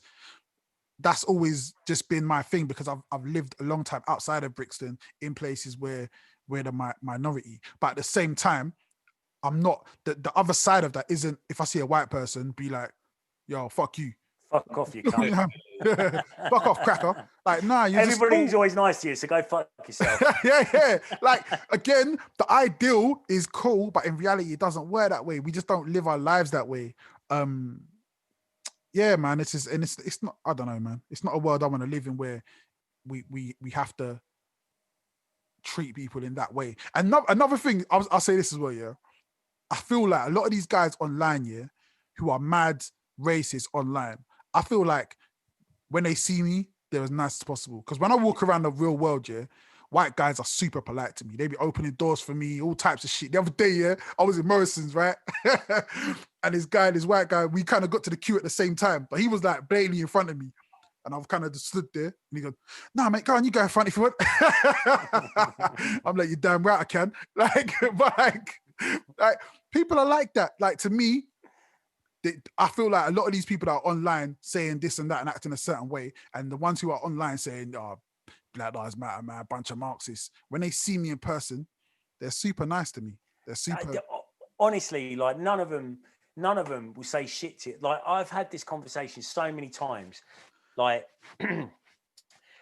I meet someone who's been a cunt to me online, and I'm not a big imposing bloke or anything. Like, I'm not at all. Like, but I see these people and they're always fucking really nice to your face, because they don't want it in real life. They just don't want to look stupid online, and that's the most important thing. They don't want to back down. They don't want to look stupid. They don't want to look like they're wrong. And I'm not some fucking master like social media debater, but that's the problem. No one ever wants to back down from anything online. No one wants to look wrong online. I've done it myself, I know. And that's like that, and that's always the problem. But when you see him in the flesh, nice fucking, like, there's that, I can't remember his name. Is it DJ Snuff? Hey, do you know what? All right, let me just pause you for a sec. So I must have posted it. So Rockstar sent me a pack of drinks in it, because I was just like, yeah, Rockstar should support me. Sent me a pack of drinks, yeah. So I posted up on my Instagram, yeah, big up Rockstar. He sent me, bro, like, you remember when you were doing the no sugar, yeah? But do you know what you're promoting now? I said, Snuff, leave me alone, brother. Here we like, go. Just leave me alone. Don't fucking talk to me. Like, why? Yeah. Not even. I hardly see you like posting my music. Like, I never see you underneath my music saying, yeah, good track. Yeah. Now you want to come talk to me over this? Like, don't talk to me like that, because when we see face to face, there's none of that, and there will never be none of that. There will never be a time, yeah, because I don't disrespect Snuff. Like, I don't disrespect Snuff. I've never seen him and be like, yo, Snuff, fuck you, or commented under his shit like, nah, bro, you know what I mean? You're not doing something that because his best stuff that he does that I'm not into. I'm like, you know what I mean? Do your thing. That's what you do, but don't do that to me, man. Don't comment on my stuff acting like you're better than me. Like, just don't do that, because I don't do that to you. No, I don't even know him. Like, I have no idea really who he is. Like, to be honest, like, I know he's fairly important in the scene or whatever, but I can't even remember what I said about it. It's some stupid joke, and he went on this big like tirade about like kind of UK hip hop and blah blah blah blah blah, and accusing me of all this kind of shit and blah blah blah. I was like, all right, fuck off, like, go away, like, I don't know you, like, and and I bet you wouldn't say this to my face if we met. And even if you did, it'd go well different. Like, it would go different. Because what it'd be like, Jen, I seen you posting that stuff about Rockstar, man. You shouldn't do that. All right, Snuff, cool, man. Safe. I'm good. Why shouldn't you do that? What the fuck? I ain't talking about that shit. I think one time I got in, just had a little thing, because I said about, what was it? It was Lauryn Hill. Someone shared a video of Lauryn Hill, yeah? She turned up late for a concert. The fans were waiting for ages or whatever. She was fucked out of her face, and then she started cussing off a fan. So I must have commented on it saying that's not really like good professional practice. And he was like, oh, she's a queen, she can do what the fuck she wants, she's the queen. And then I said, she ain't the queen of nothing, man. I was like, you know, and then that was the only time that we had a little disagreement. So there's bare people that do that. He blocked me for ages, right? I didn't even know he blocked me. Like, I just saw him, like, other people were commenting, tagging him, and I couldn't see his comments, and it was grayed out. So I was like, oh fuck, he's blocked me then. And I saw it. This is the time when I saw we were at the Smiley Culture inquest or whatever it was that we went along to at Brixton Town Hall, and he was standing outside, and I was like, you all right, Snuff? How's it going? Like that. And he was like, Terry, blah, blah, blah, blah. Because I've met him a couple of times at like he was doing like a Gangstar thing, and like we were doing a guru dedication night. So I was chatting to him there, and he seemed safe. Wouldn't say fucking boo to a goose, and I was standing there like looking dead at him. He's like, because this is what pisses me off. Yeah, so I have respect for what Snuff does. Yeah, that he does a lot of shit for the industry. He works hard, man. He's a hard worker. He's done bare stuff for the game. Like he's done bare stuff, and that's cool. This is why I would never go on his post and be like, yo, do this, do that. This is how I just wouldn't do it. So my thing is, I wouldn't do that to you. So don't fucking do it to me. Like, just don't do it to me. Like, we ain't got, if you disagree with some shit, then that's cool. But you ain't got to do it like sometimes when you share, like, if I say, oh, you know, like one time I was to say something about Pepsi or something, about a flavor of Pepsi. Yeah. Someone like coming in, you should not be fucking drinking that, going all mad in it. And I was just like, all right, cool, but I still like it. But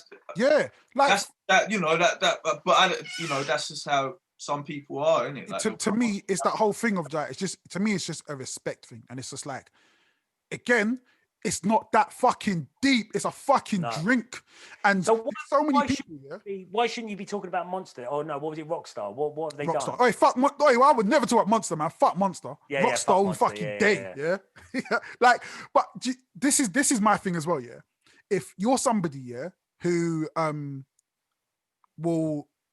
Mr. Drastic, big up Mr. Let's use Mr. Drastic as an example. Yeah, Mr. Drastic will like my shit.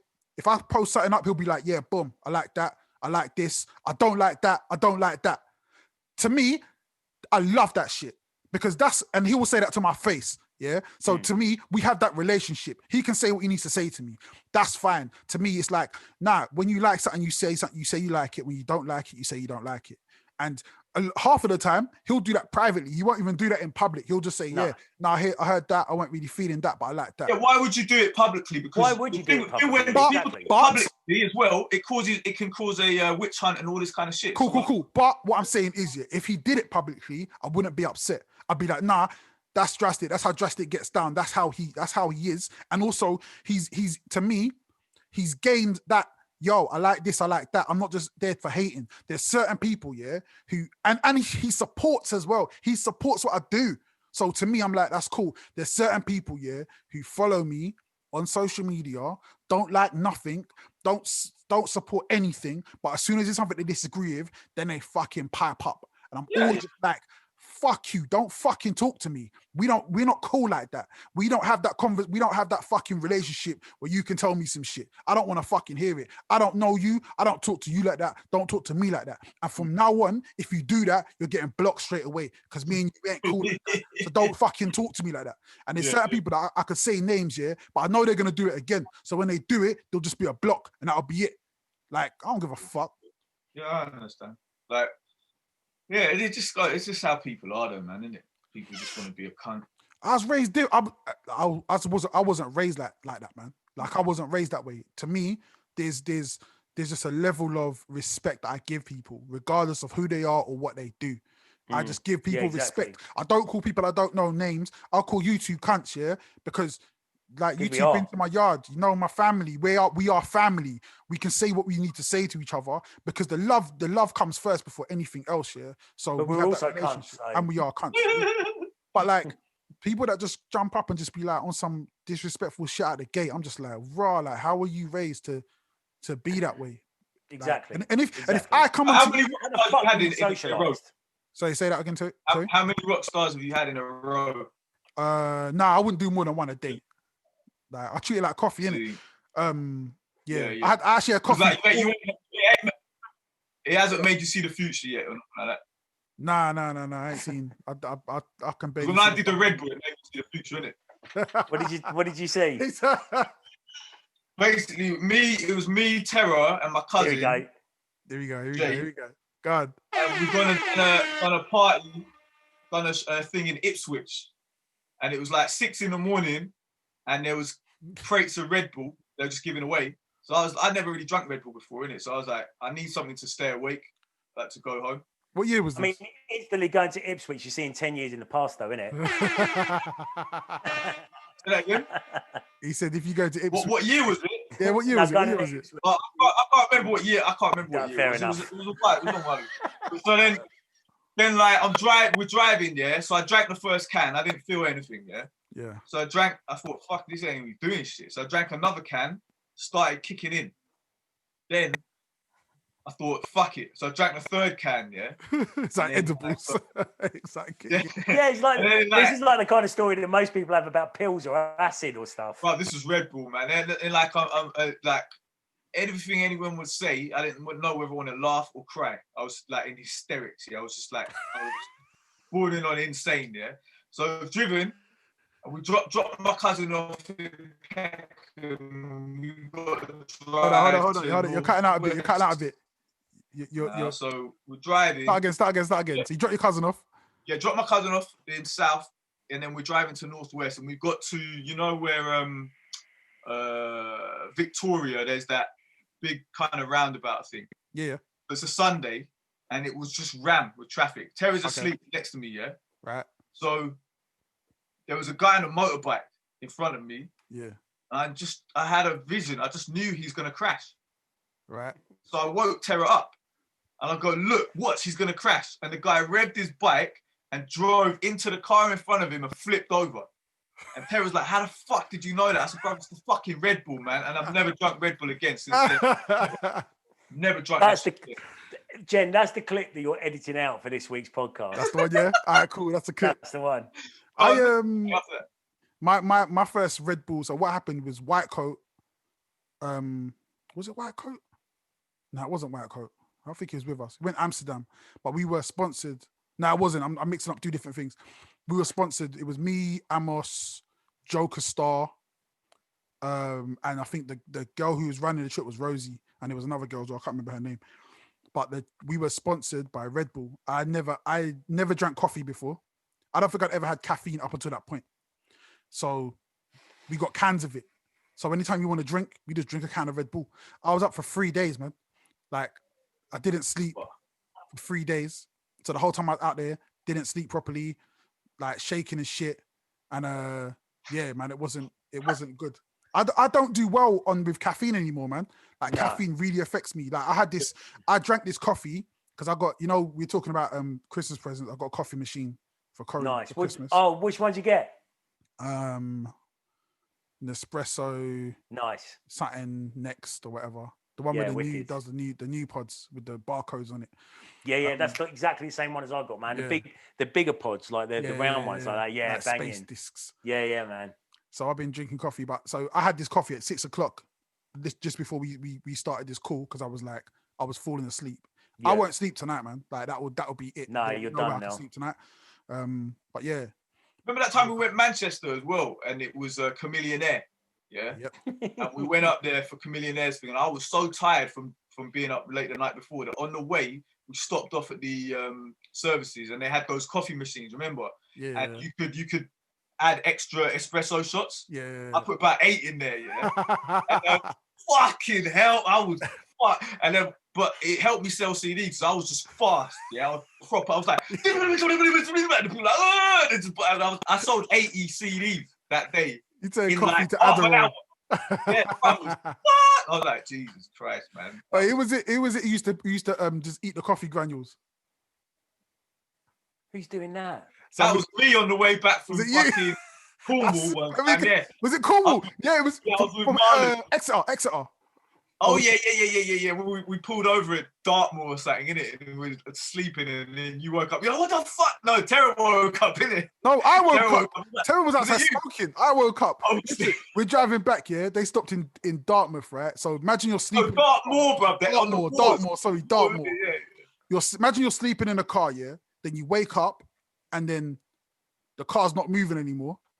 But like every now and then, you hear, whoom. and like you'll see like because you can't see out the windows, it's all just outside the windows, it's all just like fog, and every now and then you'll just see whoom, and a light will just go past because there's other cars on the motorway still going past, and then I'm like, wait, an AC's sleeping next to me, so I'm like, what the fuck is going on? Then I look out the window and I just see this orange flash. I'm like, what the fuck is going on? I just see this orange flash and it's Terry outside smoking a spliff, but I was like in my like half asleep state. I didn't know what was going on, man. I was just like, oh my days. Yeah, that was crazy. The fog was too. I don't know how people are driving through that fog, man. No. But I actually can't wait for this lockdown to be over so we can actually get back out on the road and start doing shows again, man. It won't be in Europe. You reckon? Yeah. AC, what's going on with Europe, man? Why ain't they letting us do shows out there, man? Because stupid Boris Johnson and Pretty Patel, man. Like they would have. Europe were offering a 90-day no need for a visa thing, but then Pretty Patel and Boris Johnson said, "Nah, we want to make EU musicians, people from the EU who come here, we want them to pay visas to perform it." So then the EU said, "Okay, fuck you then, innit?" And then not all of the countries have done it. Like France and Belgium, cool. Yeah, France and Belgium, you're cool, but Spain, you have to get a visa now, even if you're just performing one day. Greece, saying you have to get a permit. Germany's undecided at the moment, isn't it? Damn. So that Germany's Croatia, undecided. Italy. So what I was saying is everyone, like, I shared a thing where it's got the house, the email for number 10 Downing Street. You can email the Prime Minister. They're saying everyone email and get them to climb back on their protectionism, because they were saying, like, this is how they're so fucked. They were saying that when they do Brexit, they're going to be free trade and all this. Why are they trying to pull protectionism over fucking music? That's just dumb. Like, what the fuck is Yeah, it's fucking stupid, man. You know what I mean? Really fucking stupid. Do you know what? I ordered, I bought one thing in the Carhartt sale. Well, it wasn't actually from Carhartt. It's from this place called Slam Jams. So I went on Google, searched for this one jacket that I wanted. It's like a £300 jacket, but I didn't want to pay. So that's why I was waiting for it to go on a sale. And everywhere still is like 250 quid or whatever. And I found it at a very, very good price, man. So I was like, bang, on it. Got it. Well happy with myself for the first, like, kind of for the last like 3 days or whatever. And I got an email from DHL last night saying I had to pay like import tax on it. I'm like, where the fuck did it come from then? It's come from Italy. And I had to pay about 40% of what I actually paid for the jacket. So which takes it up to the price that I would have paid for it if I got it from England anyway, and I have it by now. Man. Like, what the fuck? So a lot of people, like, even like, you know, when we were talking about the eel guy last week, whose eel business was fucked up. Yeah. So a lot of these people have voted for this stuff, for Brexit, thinking they're going to get free trade because Boris has assured them of that, and all the Leave campaign assured them there would be free trade, and now they're just not getting free trade. So it's fucking mad, isn't it? It's fucked everything. It's like, we're not getting anything that our life is going to look very, very, very different in the next coming years. I think like this, after this, when is the next election? We got another 3 years, yeah. So they're gone after if they don't fall within like soon, and there's another election gets called, like maybe the next government that comes in can pull back on all this protectionism they're trying to do, so then the EU will be nice. But you know what I mean? It's just fuck, man. Yeah. I mean, maybe the nation needs a little bit of like the fucking horrors of what Brexit actually is for them to get behind, like, kind of this fucking freedom of movement bullshit that, like, I don't know, man. Like I think I was saying to you the other week that the fishing industry, like, it's all been so much about the fishing industry, but the fishing industry can't actually survive if it doesn't have migrant workers. Well done, you stupid cunts. I think what this has really shown us, two things. The first thing is that if you're gonna make moves, and you're gonna do it bad man, you know what I mean? If you're gonna do it with, for bad reasons, you're gonna fuck yourself, man. Like, karma is very real, and we've also seen very real. The amount of people who just don't care about that stuff because they're hateful, evil people. And they'll cut off their nose to spite their face 10 times out of 10, even if it means them having nothing. It's like they don't care if they have nothing. They just want you to have nothing. Done. I think we've seen that, man. We've kind of seen that, and I feel like sometimes it's kind of a good thing as well, because it's like, yeah, man, you gotta be nice. There's certain things that our parents taught us when we were younger about being nice to people, being polite, having manners, treating people with respect, treating people how you want to be treated. And these are like really timeless, old-fashioned values. And if you live by those, a lot of good things happen for you and to you. 100%. If you're a fucking cunt, you end up with fuck all. And it looks like this country's going to end up with fuck all unless they stop being a cunt and letting cunts decide shit for them. And 100%. On that note, we have been the How You Doing Mate podcast, and we're getting the fuck out of here, man. See you later. Peace.